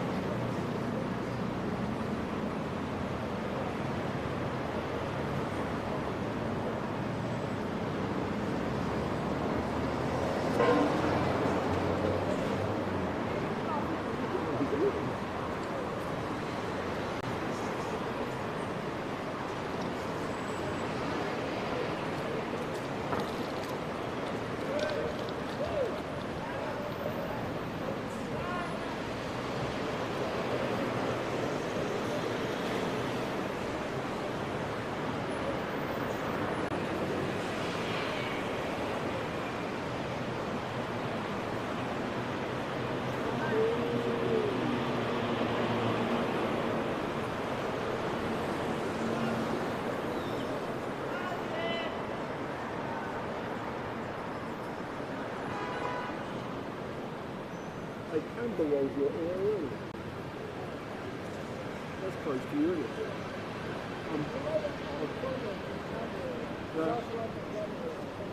No, I don't know them. Oh, because I've got a wedding down there on Saturday. In Camberwell, somewhere.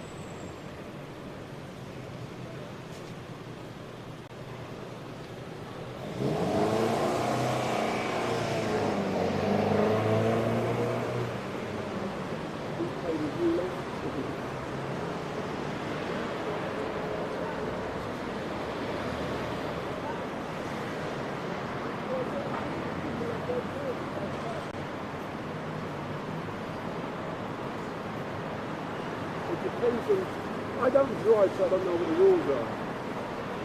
So I think if the car's more than 15 years old or something. But there are exemptions.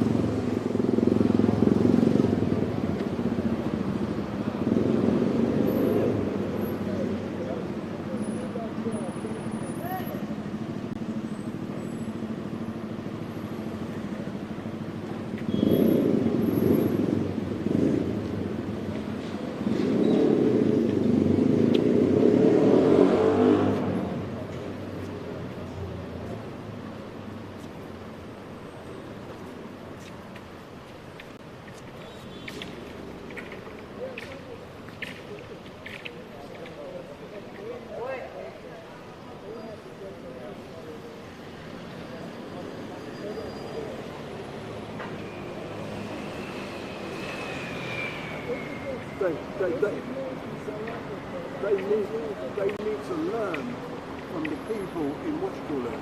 Learn from the people in France. That's a protest. Not here. Not here. They don't protest here.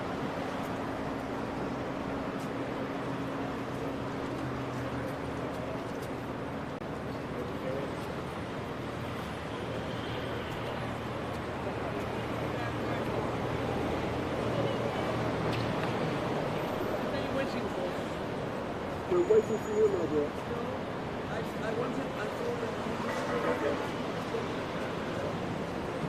Yeah, but you know something? I reckon it would be worth it, and I reckon you'll get a lot of money for it if you do.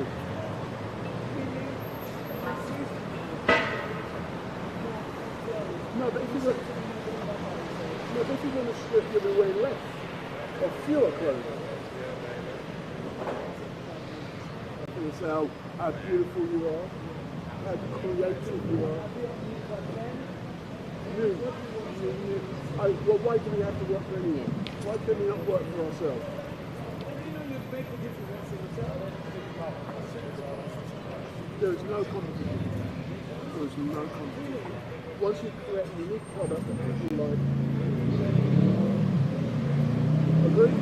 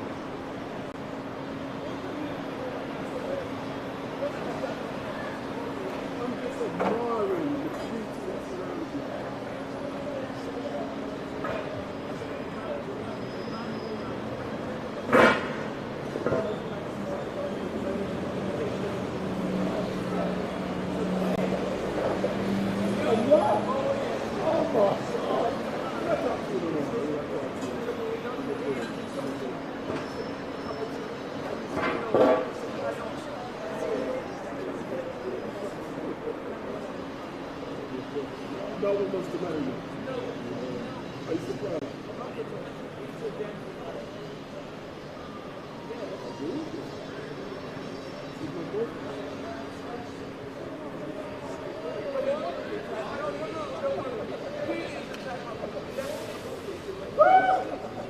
Goodbye. See you later.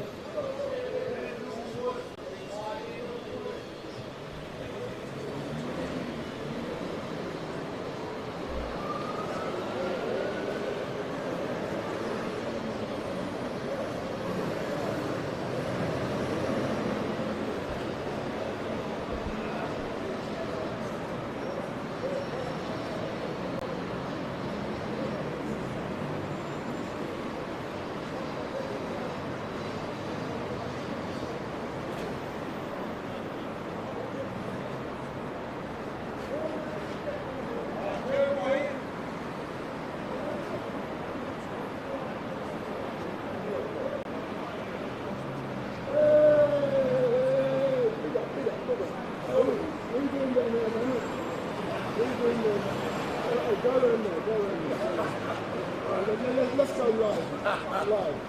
Okay, all right. See this man, come forward. Yeah. He's doing the Speaker's Corner. Let me see who's coming in first. Yeah, okay. I'm done. Let me... You know, I have no time. Maybe I'll just spend like 2 minutes. 2 minutes with you. Yeah, all right.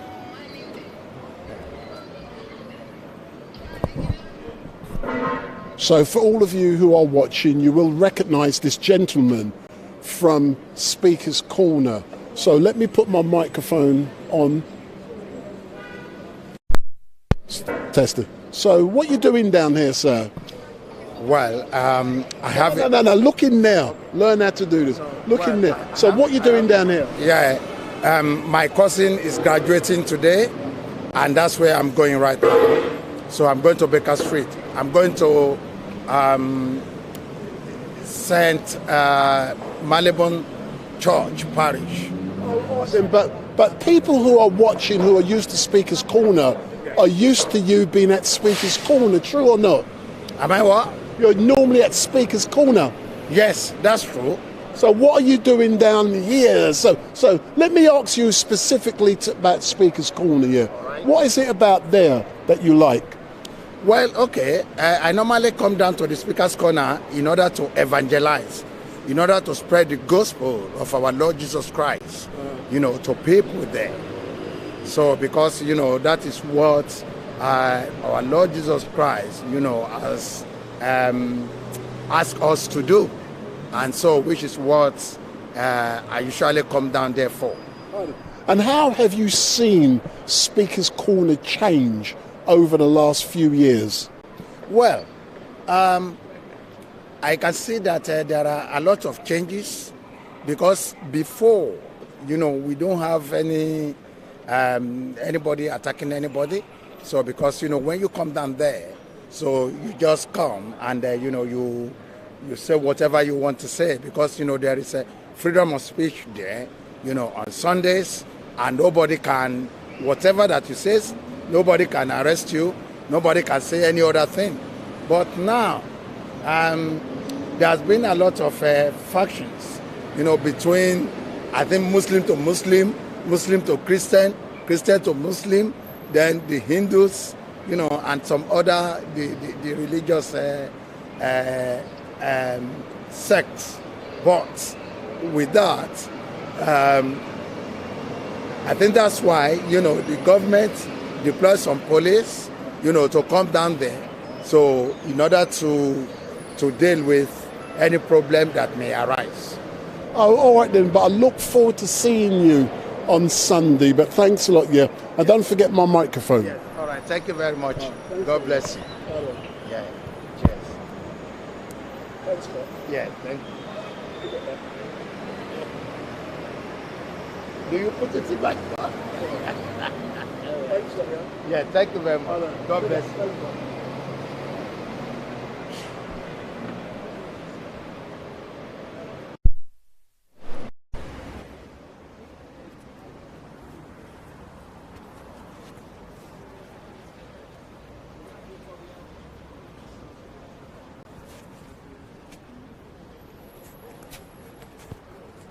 So we're still...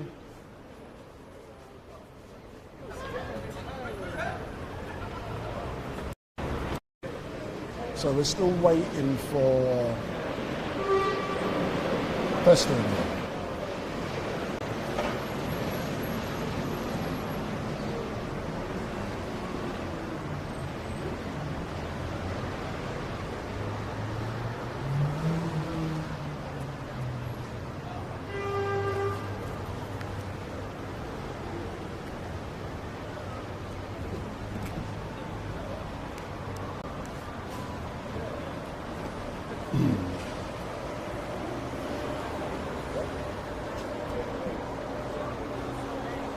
So, good afternoon to all of you watching.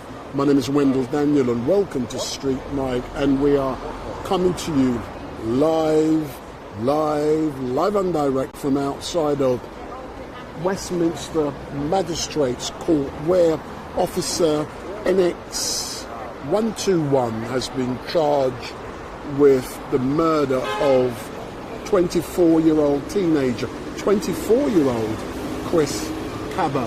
And Chris was shot in Denmark Hill on the 5th of September 2022.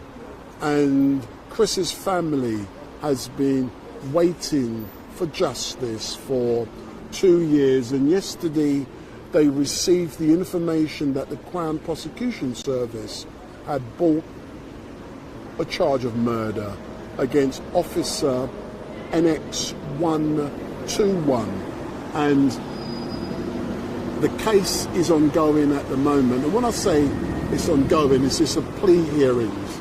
All is going to be going on in that court is that a person's going to plead, they're going to hear evidence, and then the case will be referred eventually to a higher court like the Old Bailey for a trial, and dates will be set. But a few things that has been said and concerns has been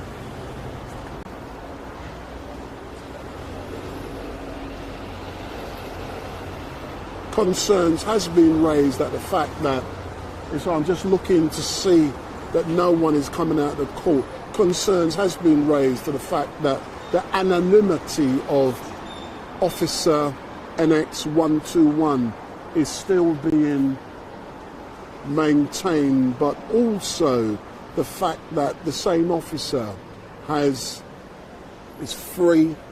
That person is not on remand, but it seems like something's going to be happening any minute. There's movement, so people are going to be, you timed that good. So we think people are going to be coming out any moment now. And yep, so here's the BBC and all of the other broadcasters are coming out. So this will be ending in a few moments. So we will be waiting for the family and the family representative to come out. And so if you have been tuning in for the last hour or so, last 2 hours, get ready. The family will soon be coming out. So that's the BBC. They were in there. They were actually in the court. So people are now going to be coming out. So let's wait and see what has happened. And hopefully I'll be getting an interview with the legal team. So I'm going to be moving my camera very soon. So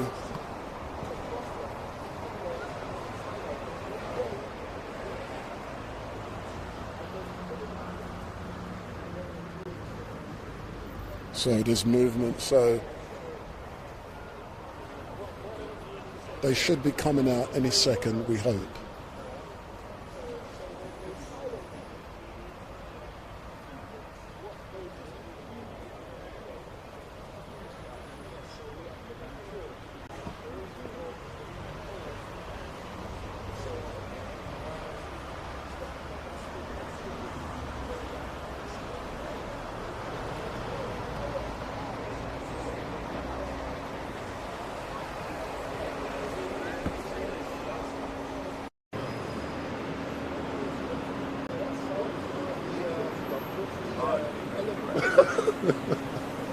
Would you do it yourself? Oh, what was it? Croissant and scrambled egg? Avocado. Oh, Loads of scrambled egg. I was looking for, wow. Steep, but it's not that bad. Yeah. I know. Cheers.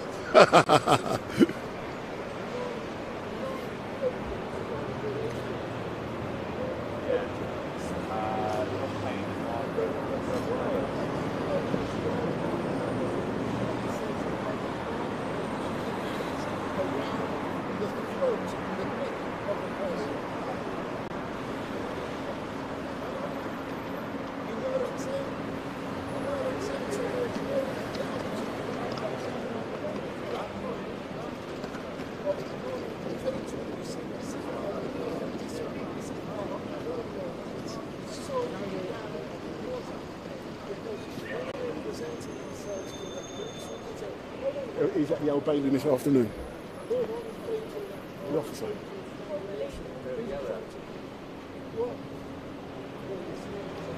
So we're told that the officer will be appearing at the Old Bailey this afternoon at 2 p.m. So family should be coming out in a minute. So we'll be able to get some more information from the legal team. But my BBC correspondent just told me that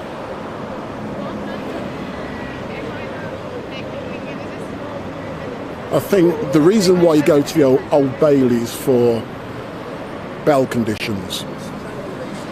So here is pleadings, and at the Old Bailey it's bail conditions. So the BBC's now going live. So we'll be finding out in a few moments. There's going to be a big scramble in a minute. So don't forget, let your friends know that things are going to be happening in a few moments. So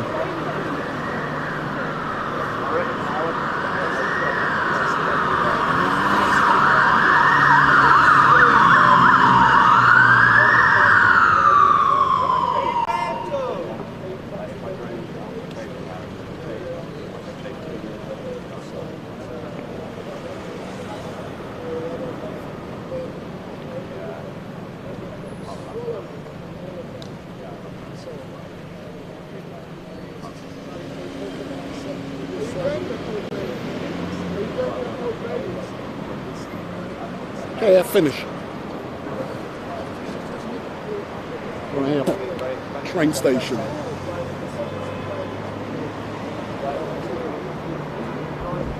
No, the Old Bailey should be down. I think that's where you go to the train.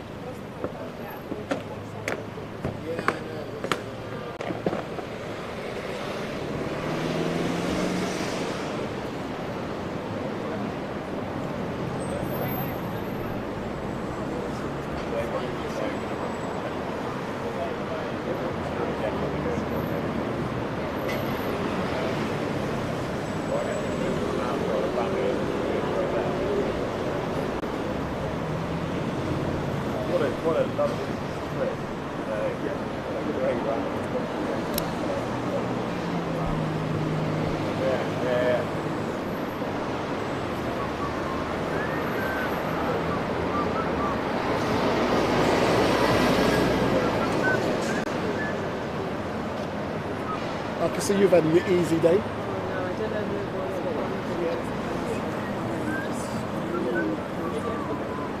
Oh, what was your case, or did you go in? Who exactly are you waiting for? It's just to let you know, my man's not coming out yet. Which one you? Which case are you in? I'm not in Chris Kaba's case. No, I'm with Chris Kaba. I'm sorry? Kaba. Yeah, that's what I'm saying. The officer is not coming out. No, we know that. Protect the anonymity. Yeah, no, but the judge said no. Huh? The judge said no. Oh, what is he in remand?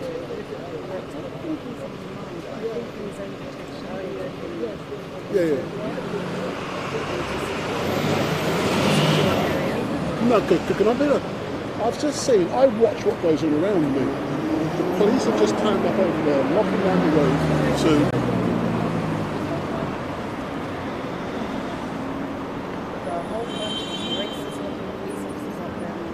Yeah. Which floor are they on?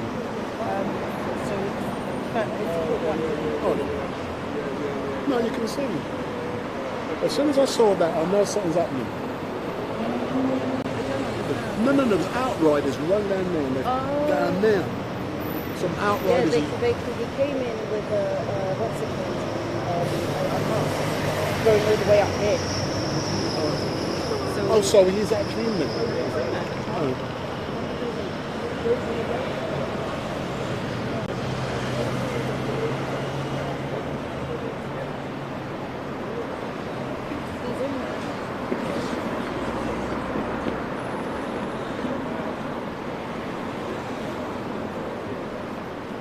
How many people getting that to that court? Quite a few. Yeah, quite a few people were in there, but they should be coming out soon, shouldn't they? No, the family and whatnot haven't come out yet. No, the family they're not coming out now. No. They're just taking them into a room. Yeah, but their legal team will be coming out. Yeah. Because the BBC's and whatnot's just come out and he told me that. Yeah. So I'm just waiting to see. Yeah, they'll come out soon. Yeah. They'll come out soon. Sadly. I nearly cried, so I seriously? The way that girl screamed, just ran out.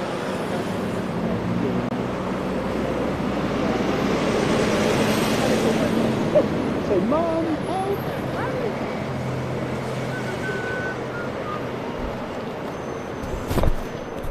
So I've just been told that Officer NX 121 is here at the court, and I like to observe what goes on around me, and it gives you a feel, an indication of what's happening. But the case has ended and people have been taken to a different room. The family's been taken into a room, but behind me, something unusual happened not long ago, and where I saw outriders. And if you know outriders, they're the policemen in motorbikes. And there's a couple of them in the distance behind me, which tells me something is happening around here. I don't know what it is, but I'm now hearing. But I know, I'm led to believe the case is now going to be referred to the Old Bailey. Specifically why, I do not know, but I think it's more to do with bail conditions. So 2 p.m. today, the case will be at the Old Bailey, and we are waiting for the legal team to come out to find out more information. But the BBC and all the other heavyweights have come out, so we're now waiting to find out what transpired in the court. But what I was told by someone who was in the court, there was a lot of screaming and shouting going on in the court, and Officer NX 121 came into the court with a mask.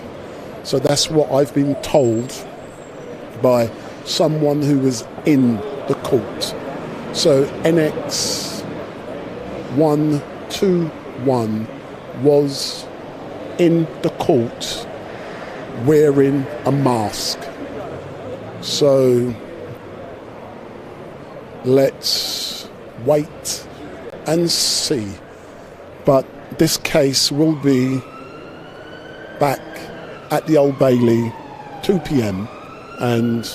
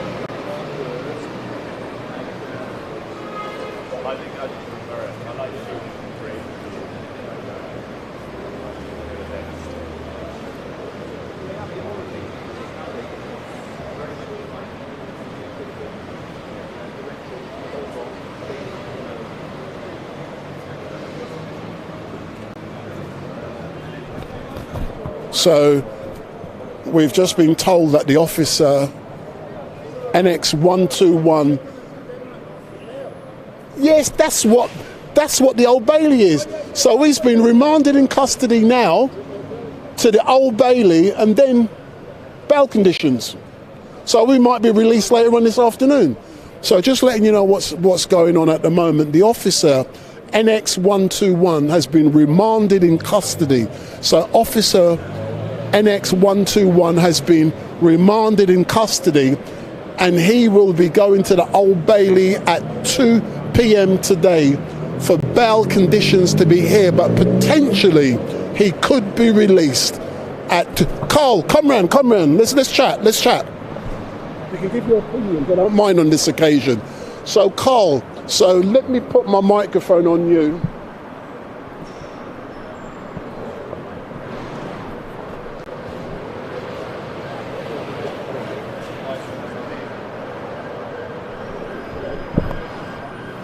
So Carl is now putting the microphone on. Gosh. Yeah. So there's activities taking place down here. So Carl, so we've just discovered that Officer NX 121 has been remanded in custody. Let this car go by.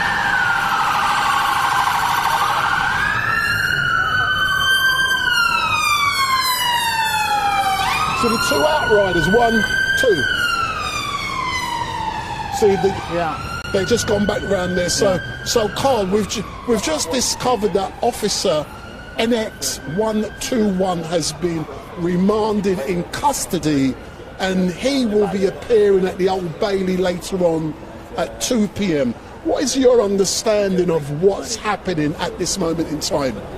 Well, one of our fears, as expressed earlier, was this: we were concerned that if he's going to be actually here in person, and that no one that we're aware of has ever been charged with murder and released on bail.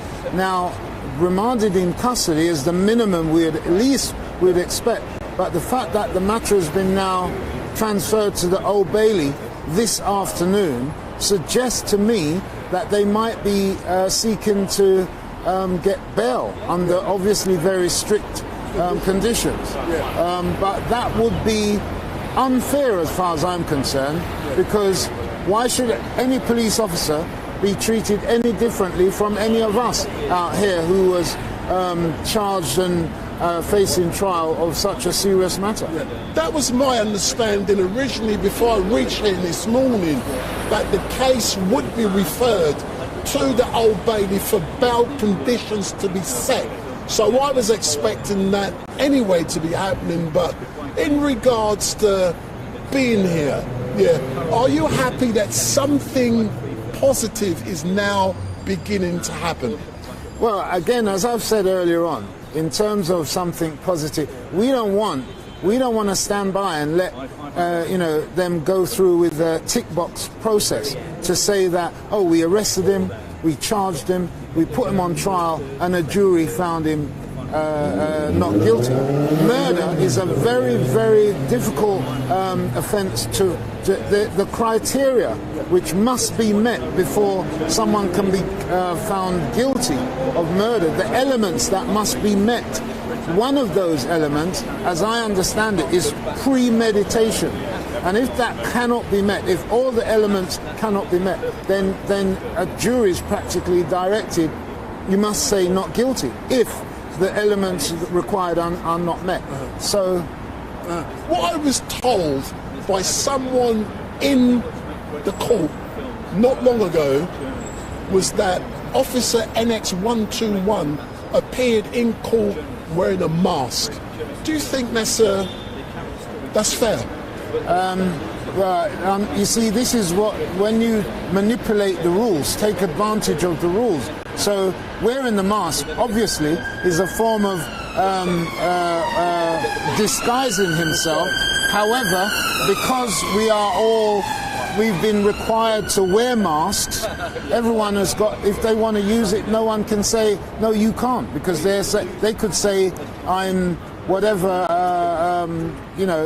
that they're fear of contracting COVID or they've got traces of it, etc., etc. Who can tell them they can't wear a mask? No one. Yeah, of course, but thank you very much, Cole, for giving us this opportunity. And what I am doing now, I'm waiting for the family and their legal team to come out. What I've been told, they've been taken into a side room to have a private conversation, of course. Yeah. And then they should be emerging, but they have to be at the Old Bailey. I'm assuming they're going to be there to not, what's the word, to resist the person being given bail. Yeah, their lawyers can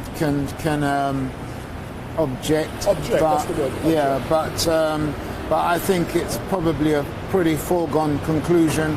Otherwise, they wouldn't even do that. This is most unusual for them to send up on the same day.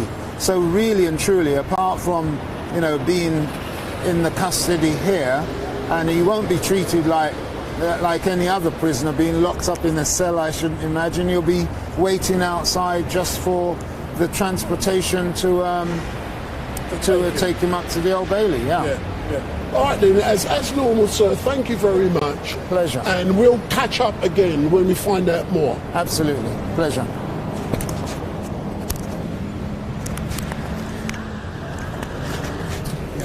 So that's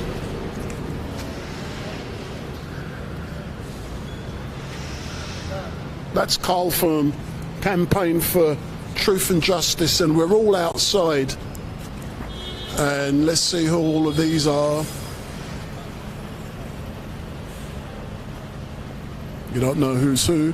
So we are outside of Westminster Magistrates Court, where we've been told that Officer NX121 has been remanded, temporarily anyway, until at least 2 p.m. this afternoon, where he shall be appearing at the Old Bailey. And that's the location where his bail conditions will probably be discussed. So what we're waiting for now is for the family and their legal team to exit the Magistrates Court. So we are waiting for the Kaba family and their legal team to exit the Magistrates Court. But my name is Wendell Daniel and welcome to Street Mike, and we're coming to you live and direct from outside of Westminster Magistrates Court, where Officer NX121 is appearing, charged with the murder of 24-year-old Chris Kaba, who was shot and killed by a single bullet by a Metropolitan Police Officer on the 5th of September 2022. And it has been a year where the family has been waiting for justice. So let's wait and see what is happening down here.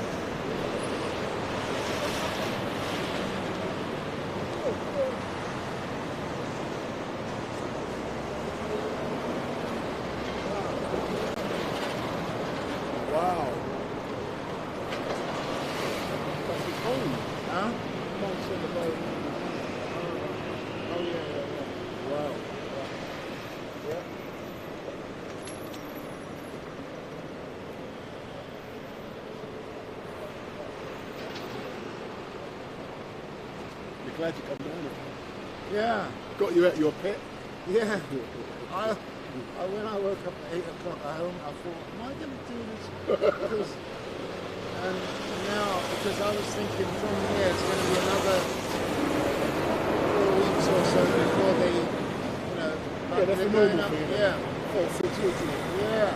But so they're going to straight to Old Bailey now. That's for bail. Yeah. That's the bail area. Yeah.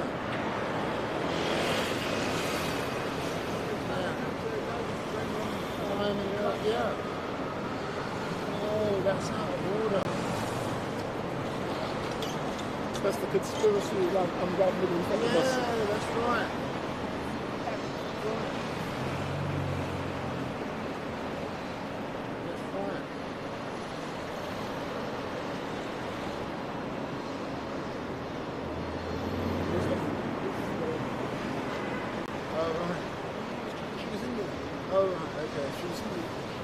I started chatting to her on the phone. Yeah.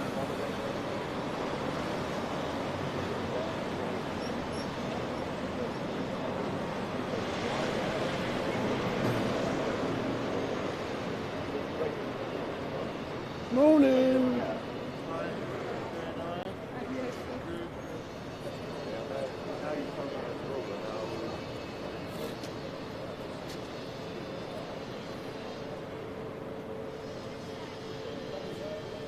Let me see if I can interview the BBC.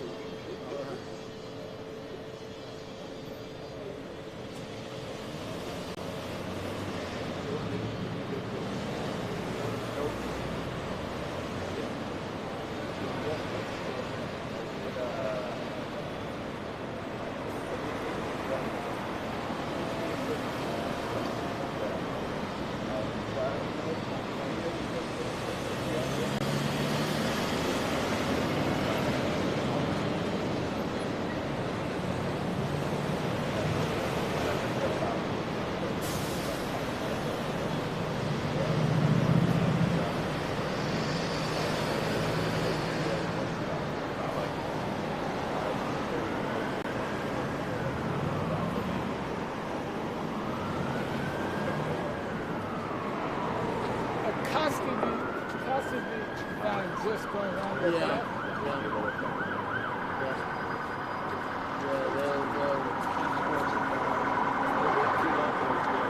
They might not even be there, they just pretend and then go to the car, sit down. How far's the Bailey from here? It's in central London. So it's at, near Farringdon.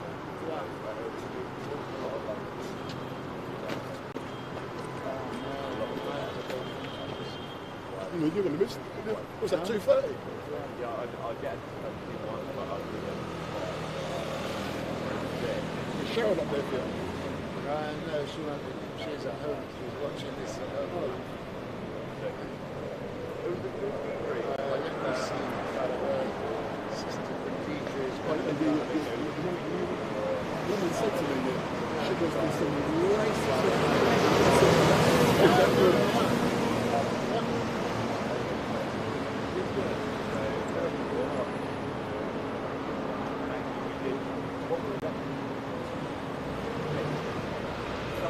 He must be MI5 that he's not there.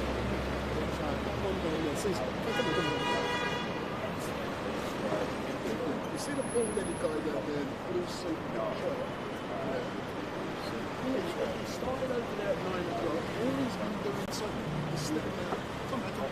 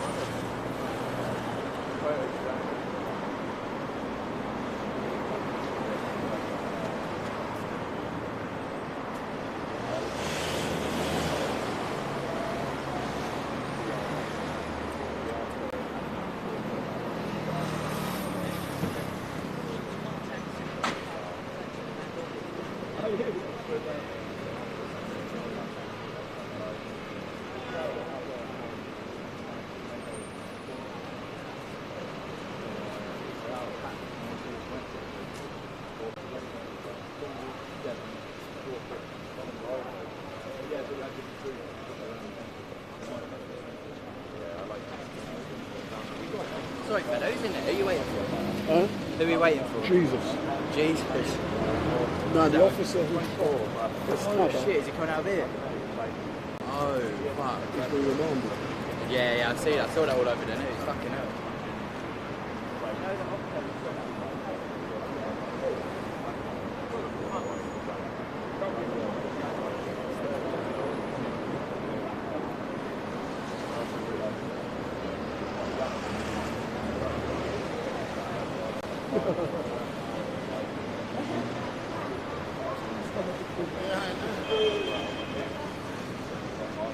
She obviously got a good result. She's very happy. She was rushing in as well when she arrived.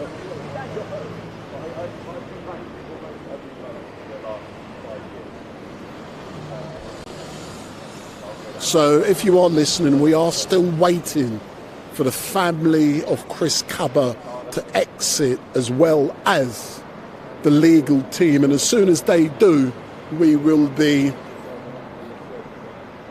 trying to get an interview. But what we are told is that the case will be heard at the Old Bailey at 2 p.m. So it's now been chucked to the Old Bailey. But I was told that even before I came here this morning that it would be referred to the Bailey for bail hearings. So at the Old Bailey, decisions will be made in regards to whether bail will be given, and if bail is given, what are the terms and conditions. So the family's upstairs at the moment, and it is on the first floor, and they have been taken into a side room with their legal team, and I've no doubt that there's a lot of discussions taking place. But I will not be going to the Old Bailey.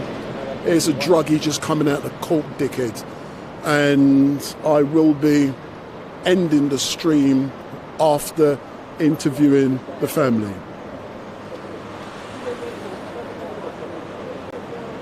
Or the family's legal team. Oh, yeah. Yeah. Yeah.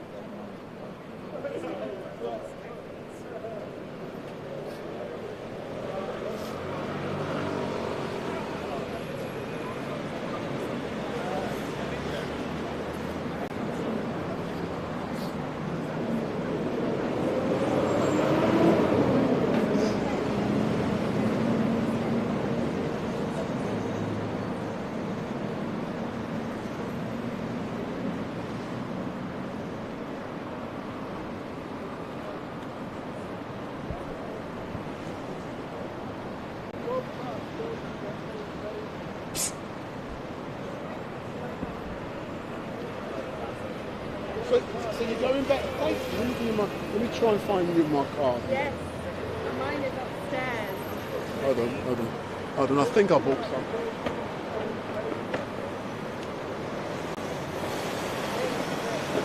The family needs to calm down a little bit before they come out. No, of course, yeah. The screaming was terrible. Yeah. Listen, I haven't bought a card, man. Hey, take a picture of my bag. Take a picture of my bag.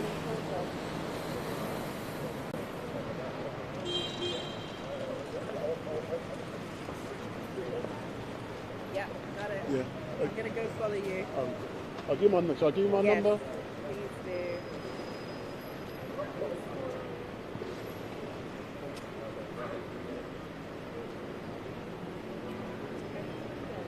Because I'm going to interview the Wait,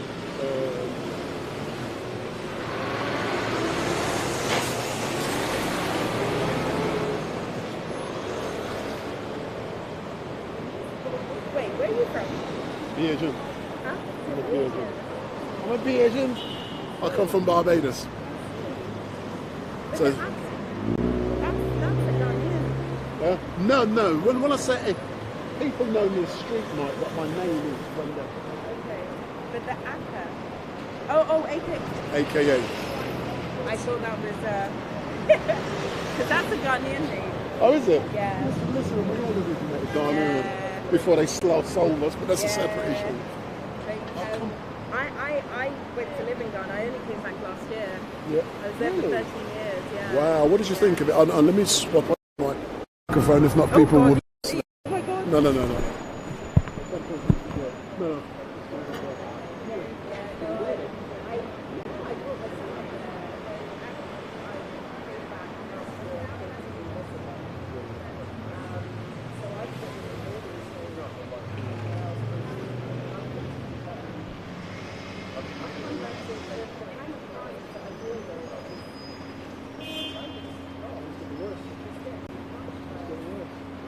And it will get worse. I know he's in trouble. He said hello to me. I don't know.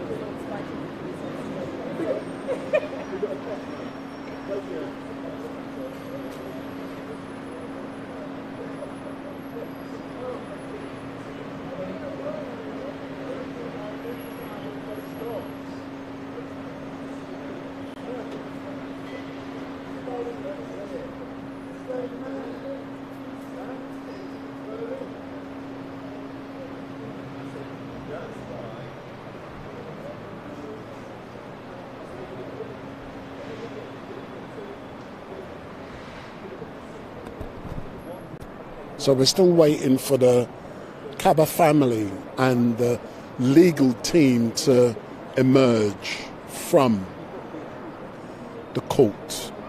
And what we do know is that 2 p.m. a bail hearing will be taking place at the Old Bailey.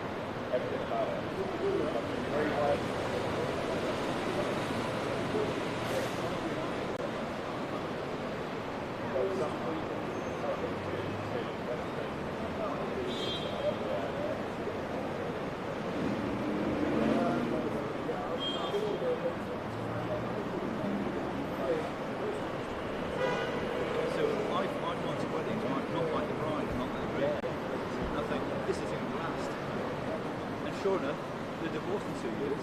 Keep it over here. Unless, no, we just know. Yeah, I can feel it. You're not going to last. I don't want to work for you. I don't want to do this wedding. I can't wait to get married. That girl in the pub from last night, I'm telling you, she's the one. She's got her boyfriend was there last night, but she was chatting to us, not him. You know? Yeah. So you're now, you love this girl that you saw? Oh, she's cracking. 100%. I mean, I've known her since February. Right. What's she going to do? Yeah, well, we'd scheduled 2 dates since February, and both times she cancelled last minute, and then basically got back with her ex, or her now boyfriend. But I don't think it's going to last. I was looking at it last night. There was no way. We were having. It was me and my best mate. We were having shots with her at the bar, only a couple. Good chat. I mean, I just need an opening, that's all I need. One opening, and then I'm in. She works at my local pub, she works together as well. Every Tuesday, I do. When I go in, I know she works Tuesdays, she told me.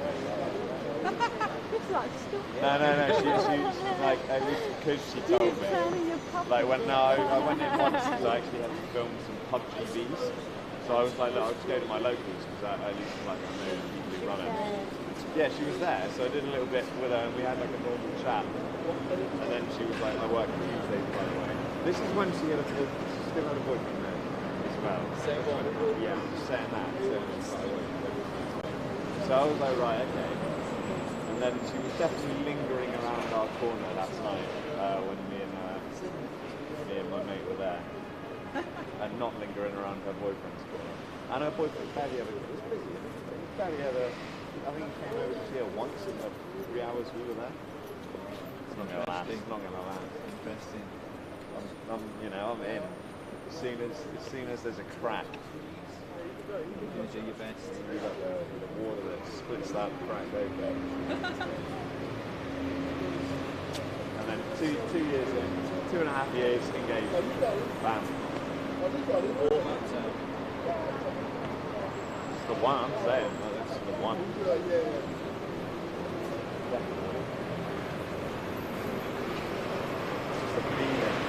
Feeling you don't get from anyone on the dating app or anything like that.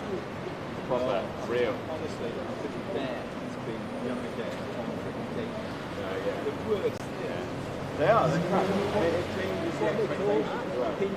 Yeah. That's right. Tinder, Bumble.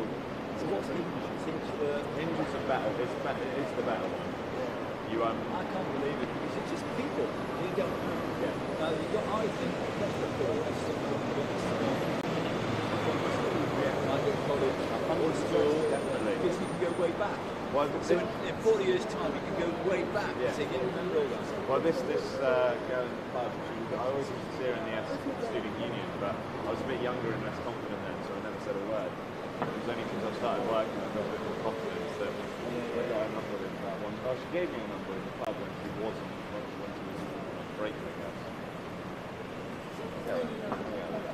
I walk into the pub and I get like short for breath. It's strange. Oh my god. I haven't even said anything to her at that point, and she knows I know. So what was it yesterday? I was saying something to her and I was like, oh, just be careful what I say because it wasn't coming. She was laughing at that. There's no way but like the thing is, you don't entertain shots with someone who you know fancies you while your boyfriend's there. You don't. She does not. Because she's right. I reckon. A little bit. She's got to come this one way. What do you reckon? Like, her boyfriend's at the pub, yeah? We turn up, like, the conversation goes around him and me with her, and then we buy us some shots, and we buy more shots. She's like, how many do you want? And I said, 3? She's like, alright, enjoy yourself one. And I joked about, I want to be careful what I say, given present company, and avoid sexual You don't do all of that when your boyfriend's in the room, and if you're happy. You shut that down. At least twice this year. You don't entertain that sort of stuff. Perhaps you should probably I'm not going. I only ever see it. I see her once. I've seen her twice this month in the last 2 days. I've seen her pub. But usually I just go to the pub like once a month. We chatted for a while.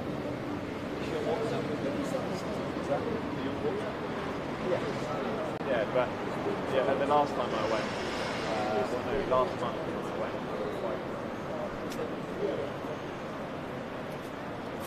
like,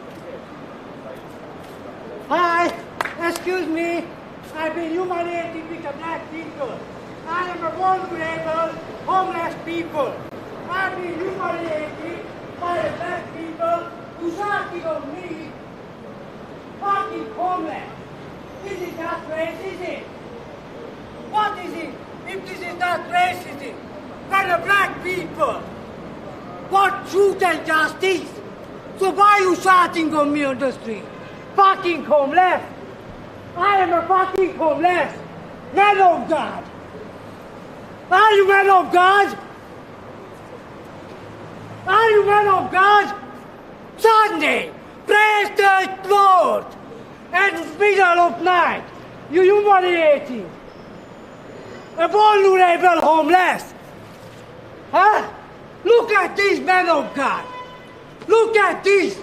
Your race humiliated me. I am a Christian. Better than you, Mr. Pentecostal. I am a Christian. I am. Hit me. No, come on. Come on. Come on. Come on, black man. Come on, black man.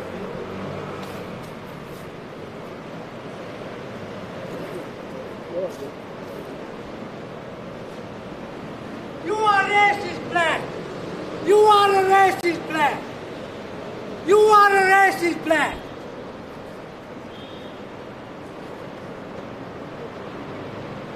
You are a racist black.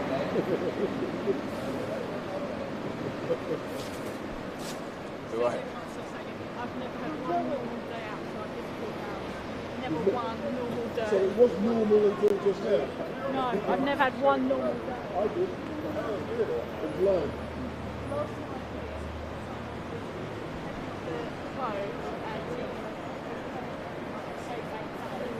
He's got good aftershave though.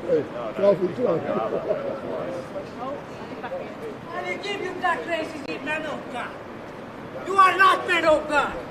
You are a liar. You are a Pharisee. You humiliated me in my human dignity. I am a fucking homeless. You are black. You telling me I am a fucking homeless and you complaining about the government. The government is racist. The Metropolitan Police is racist. The Metropolitan Police is not racist. The Metropolitan Police, one of the best authority in Europe. Just you like it. Everything is free for you. Everything, you can do anything. If you cannot do, you complaining. Oh, I am a poor black man. Huh? I am a fucking homeless. That's why you are a fucking hard chocolate. Fucking hard chocolate. If I am a fucking homeless, you are a fucking hard chocolate. Hey! Hey! Hey.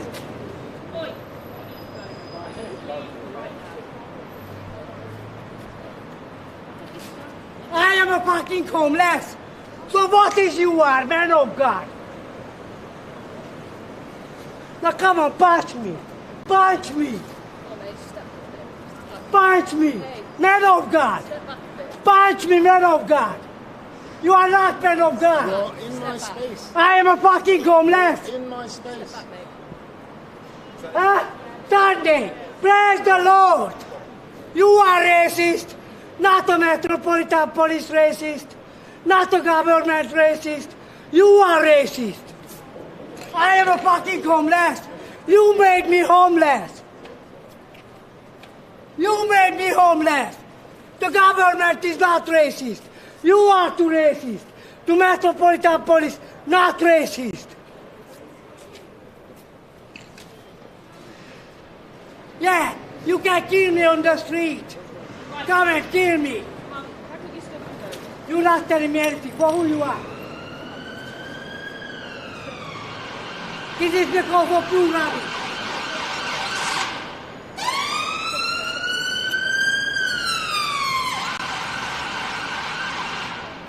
You are rubbish. Then you're not telling me where I can go. I'm going to court you.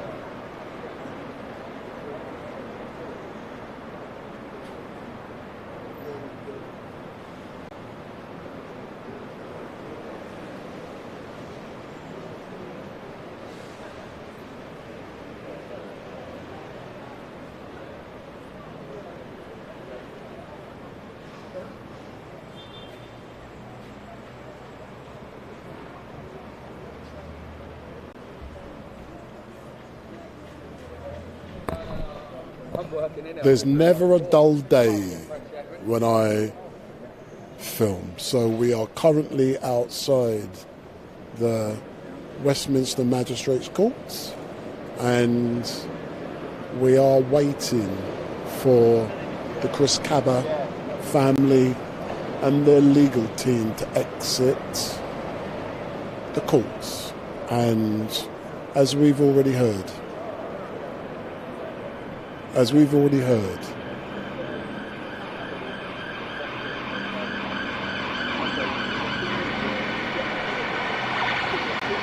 an officer has been charged with murder, and they will be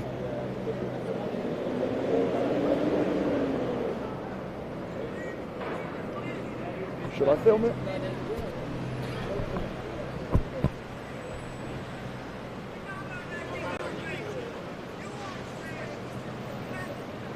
Hi, so I was stood here minding my own business, just as everyone else here, waiting for, and then this fella come walking along, started shouting at everyone, then he decided to pick on me and started racially abusing me. What did he say? Telling me that I'm a black this and I'm a black that, and it's because it's my fault why he's homeless and so on and so on. Some of it is on video, but you know. And then he came right. There was one point where I grabbed to push him away from me because he was right in my face, and I thought he was going to strike me or something.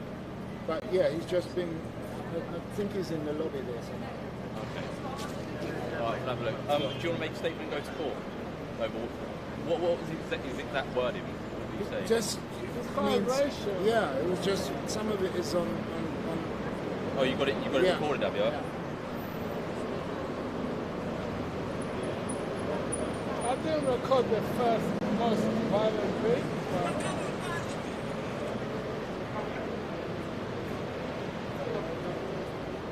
I've got it all in this. You've got it all in there? Everything in there.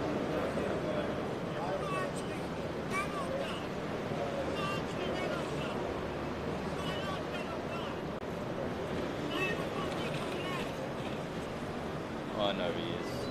You know. I know he is. This was the second tape. What did he say? I know you're not waiting for me. Who's important here today? You're a black son, so I don't. Coming down the stairs. Oh. Yeah. Okay, so you're ready now. I've just been told that they're coming downstairs. They're coming downstairs.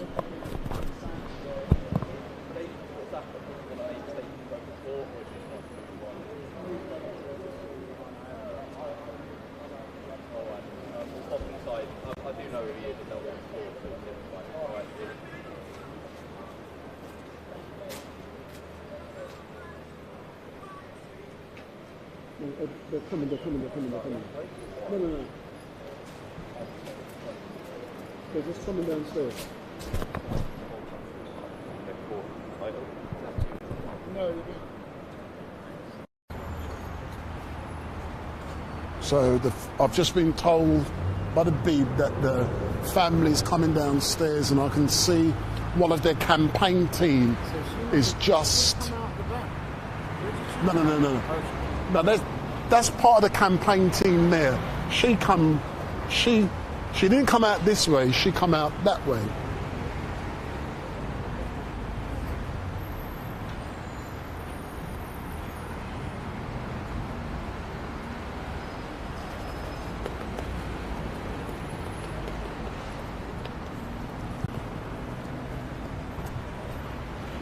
Because they're going to head. Huh? Because he cut his finger. He's cut his finger, yeah. So they're giving him first aid.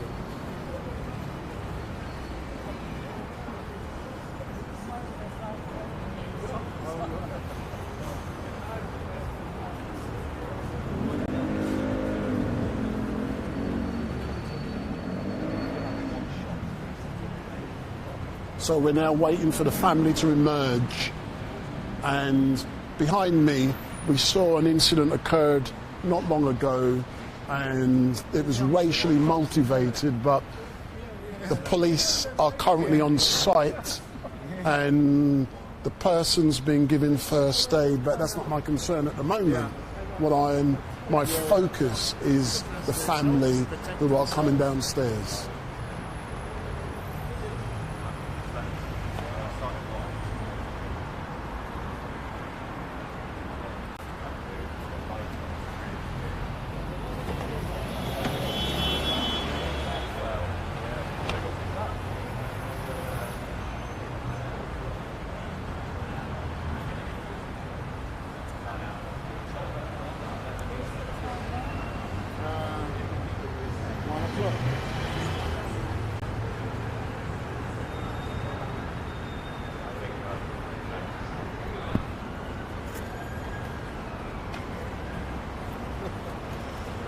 You're a racist black. Then you know me. What? So they're still watching her. Huh? Somebody was No, watching her. yes, that was Sister Ches. She's getting it all. Oh, was she watching? And I won't even clip it. I won't even clip it because I don't do them things.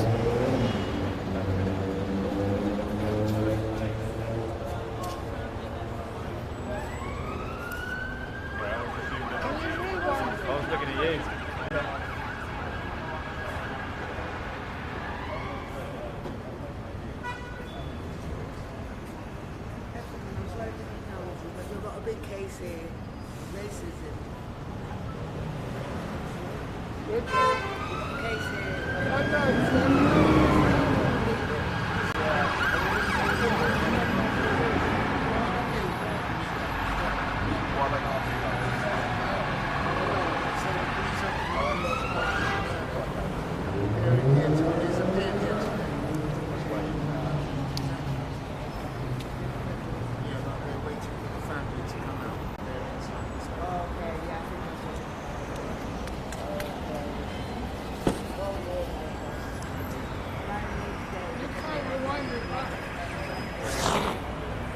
Into that rubbish. I'm doing this. No, I'm asking. Huh? China, can you rewind it back? What do I want to do that for? No, I'm saying if I wanted to watch that over. No. No. I don't think somebody sent it us to us. When it finishes, you can, not when it's live.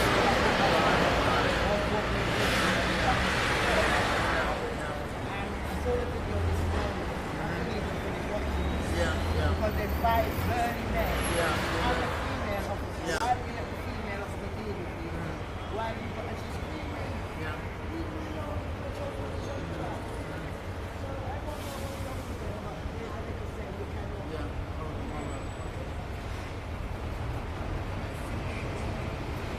Hello.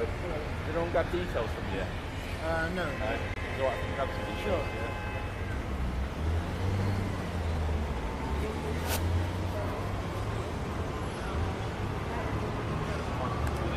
Saying these things to you? Yeah. What's your first name? Paul, C-A-U-L. Charlie Alpha Uniform. So I can see the legal team, they're coming. ANC. They're just coming. Date of birth. 29th of 1261. And telephone number. 07 534 501 184. And email address. So I'm now looking at the man who was racially abusive. He's So, I'd like to apologize. I've been very aggressive and I've been very mean. Just because a couple of days ago, I've been humiliated with a black man on the street and he shouted with me, I am a fucking homeless. This was very humiliating.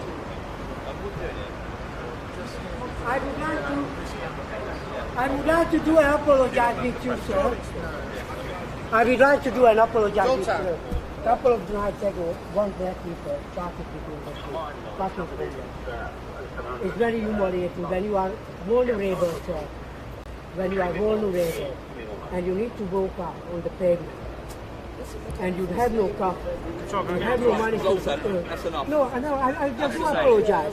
And I just would like to do apologize. When you are vulnerable and you have no money to eat, and one black man coming to you and shouting at you, you are a fucking woman. How will you feel it?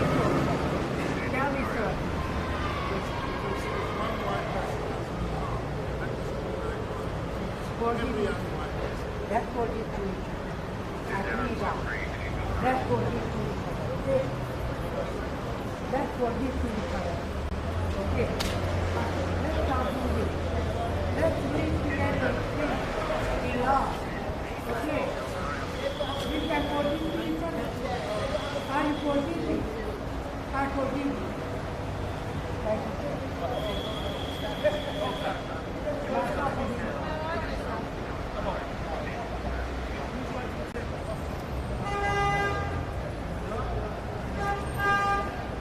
Kemi.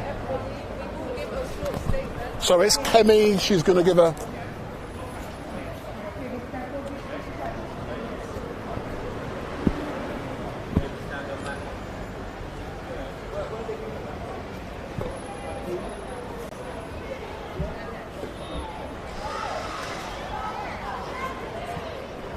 So Kemi's going to give a short statement in a few moments. So Kemi is going to give a short statement.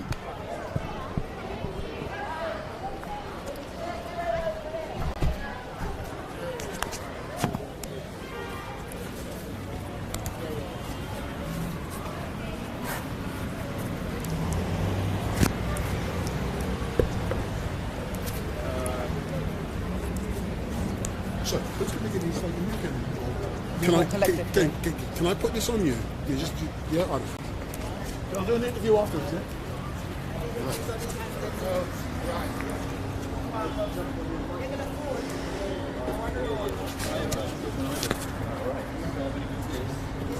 So Kemi's going to give a short statement in a few moments.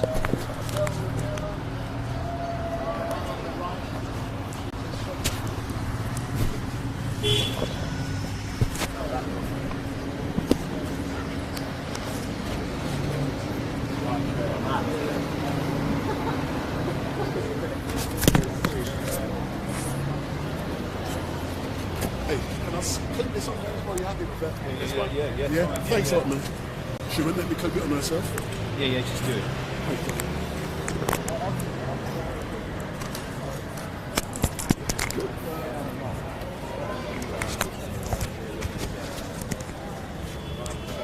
Well, that's all I've got. In fact, can I put mine where yours is? Yeah.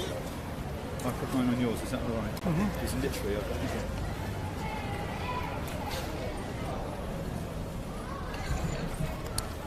Oops.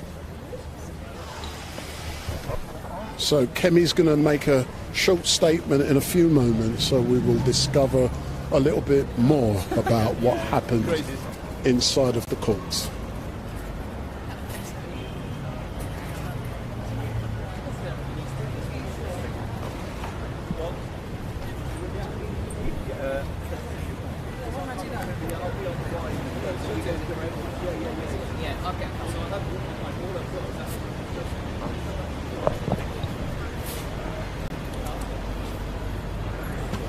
Thanks.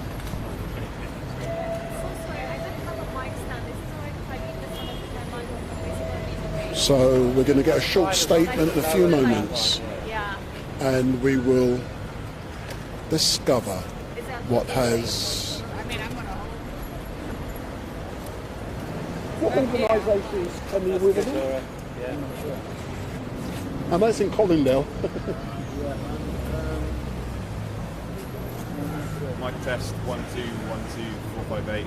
Thank you. Yeah, good.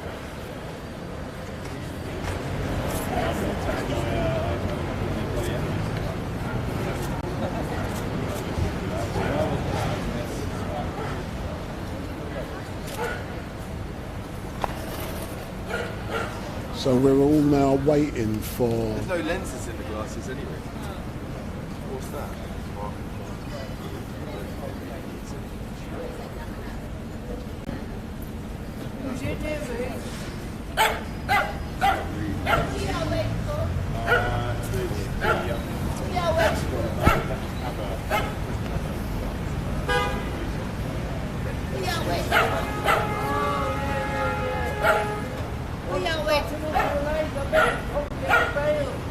Hi, breast men, breast ladies, who you waiting for?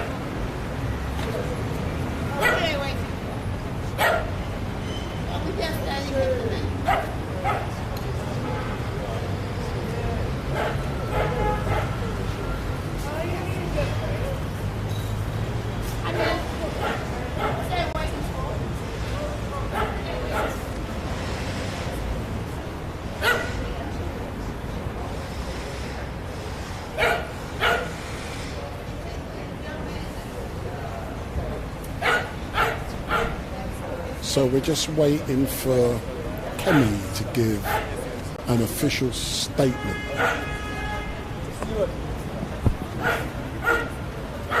Just another mic test, because I don't know if my mic is working. The first time I didn't do it right. Thank you very much.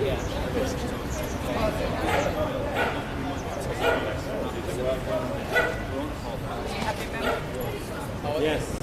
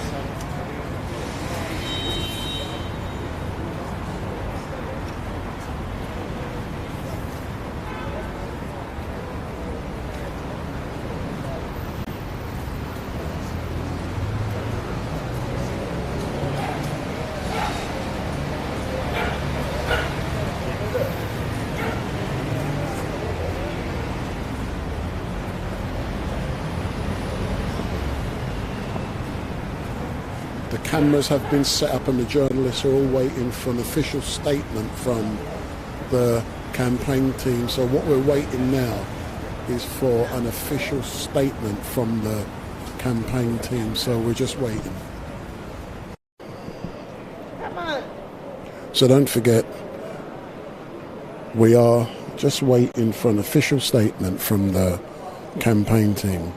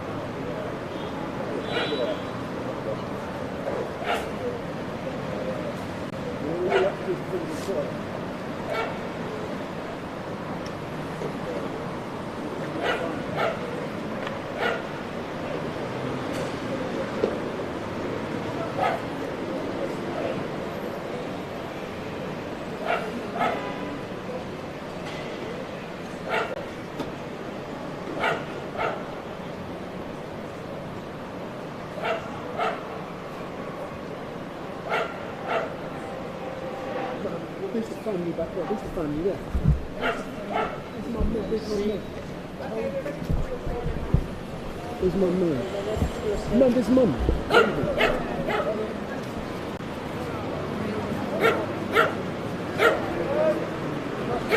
Yeah, I'm saying. I'm going to do a statement.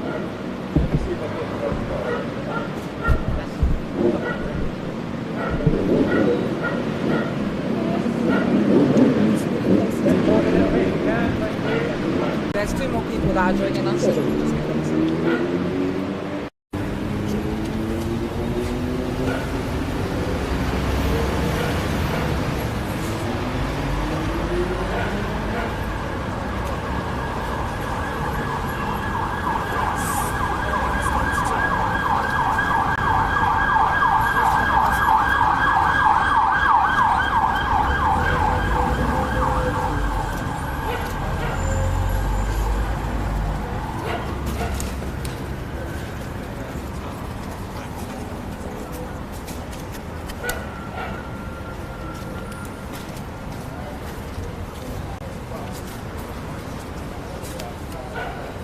So we would like to say that this has been a very significant day. As you can imagine, the family has experienced a lot of emotion, and that is why they will not be giving a further statement.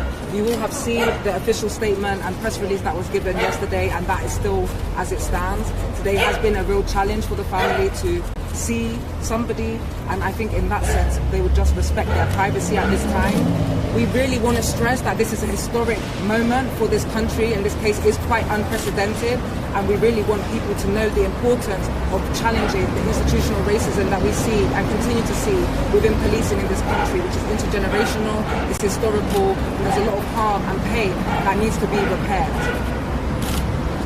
I would just ask that respect those particular remarks and respect the family. The media will know that over the past year, whilst the family have been campaigning, they've been extremely giving of their time. They've spoken to you whenever you have asked them to.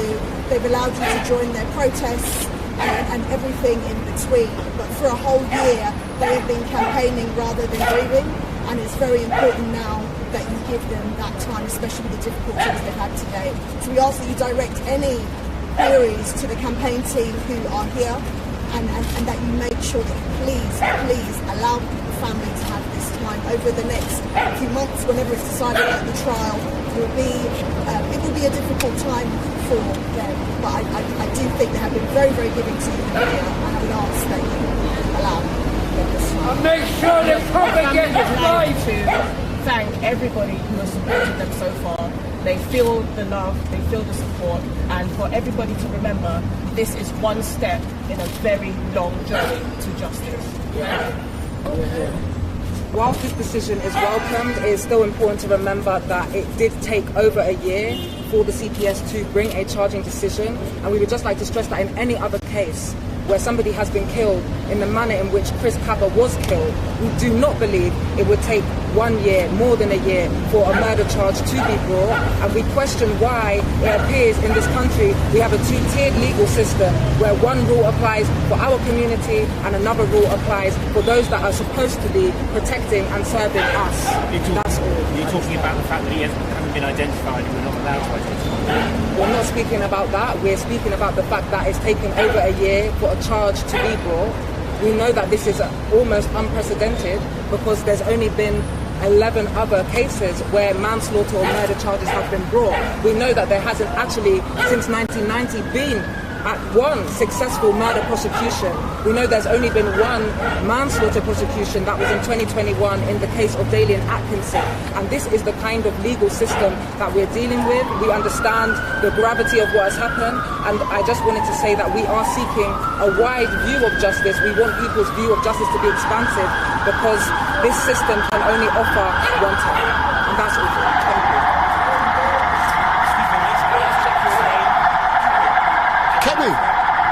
Kemi, can I ask you? So Kemi's not willing to answer any questions, and they are. Let me try and see if I can get something. Whoops.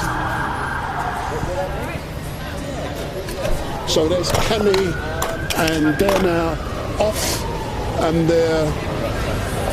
they won't be giving any interviews. I've tried. So the family, the mum, has now made her way towards the Old Bailey. So I'm now going to get in front of the camera.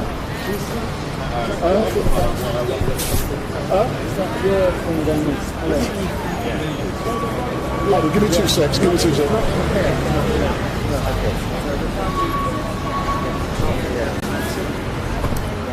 So good afternoon all, my name is Wendell Daniel and welcome to Street Night, and we're coming to you live and direct from outside of Westminster Magistrates Court, where what has happened is that what I've been told is that Officer NX121, that person has been charged with murder, and what has now happened, he appeared today in the court.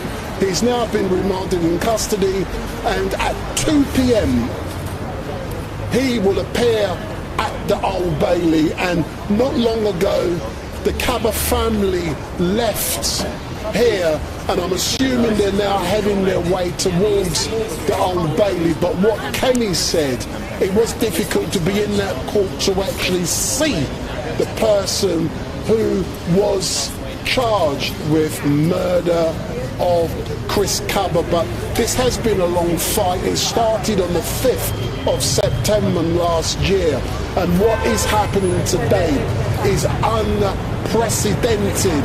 But we have concerns in regards to what might happen in the future. But in a few moments I'm going to go to Carl Grove from Campaign for Truth and Justice. But before I do, I'll get my microphone. Let me get my microphone first. I was getting my microphone.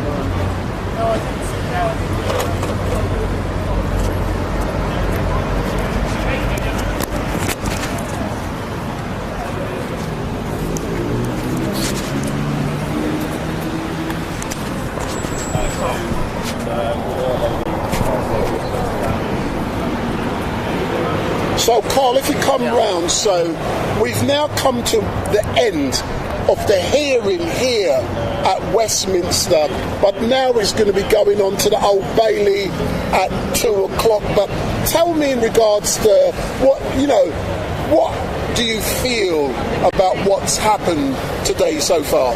Well, as I keep maintaining this, the same thing about, yes, they've brought a charge, and yes, he will be put on trial, and so on.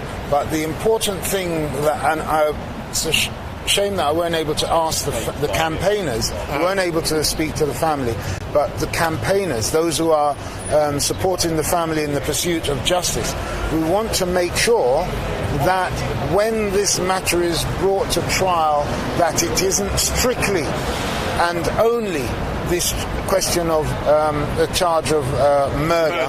They must have, the jury must have the alternative, if they cannot reach a verdict on murder, the alternative of manslaughter.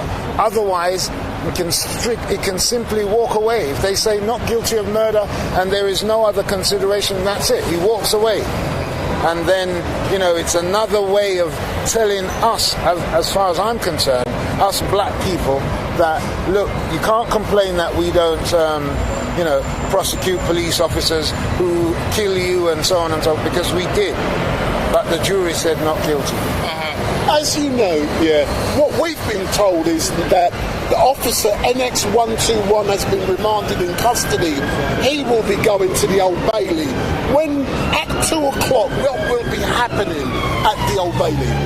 Well, I would imagine, one, there's going to be a consideration for bail. The matter has gone to the Old Bailey with regard potentially bail, because it will be seen by a High Court judge. It will be considered by a High Court judge. And also there may well be a question of his name being issued, or anonymity. That might be decided on as well, whether it's continued or whether or not the media can release his name, etc. So yes, they don't want trial by media. However, for me, the worry, the concern is that they probably decided to maintain that status, so that when he is found not guilty, or in the meantime no one pursues him. I'm going to do something very rude. Hold this for me. Okay. All right. Cool. All right. Is this the lawyer?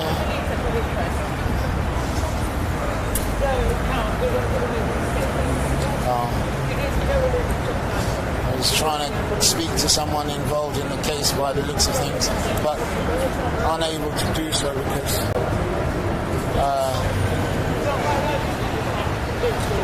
I'm going to go. If you're over there, I'll speak to her. All right. Sorry, we've got a camera. See, they're from the campaign team who's... Right. Okay. But there's a lot of... For some reason, there's a lot of stuff they're not permitted to tell, because it's about someone's anonymity. If that is, then there's potential issues. But it's not for me. No. But that's why they're not saying nothing. No, indeed. They're on the gag. Precisely. And as I said, this is what gives cause for concern. They've been gagged. Yes, indeed. Yeah. Let me just... All right then, Carl. But listen, as normal, thanks a lot. Pleasure. And I've no doubt I'll be catching... I did try.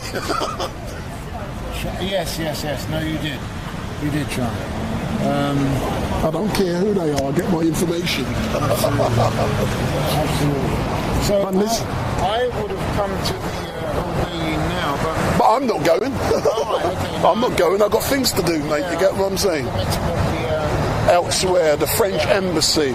But for all of you watching, we are going to be locking down now. We are outside of Westminster, but what is now happening is that everyone is now going to be going towards the Old Bailey to find out what is going on down there and whether Officer NX121 will be getting bail. If he does, what are those conditions? But it seems like the campaign team from INQUEST, Kemi and all of those other heavyweights, they're on the gag. They cannot tell us what is going on, but we will find out, because we know phone numbers. Yeah, we will find out. By tonight we'll know. Definitely. Big up. So anyway, for all of you watching, thank you for watching, and goodbye. I will be back on Sunday. Big up. See you next week. I will be back on Sunday, 1 till 6 p.m. at Speaker's Corner for the regular Sunday mayhem. And tomorrow I've got a big funeral with thousands of people are going to be there. So you're not going to see anything from me tomorrow. And on Saturday I've got a big wedding. So I'm not back till Sunday, 1 till 6 p.m. Speaker's Corner. So all I can say is thank you very much for watching. Love you all and goodbye. And this has been a historical day, and more things will be taking place down at the Old Bailey, where Officer NX 121 is appearing after being charged with murder.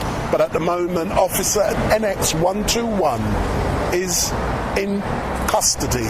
So thank you very much for watching and goodbye. Yeah. Big up.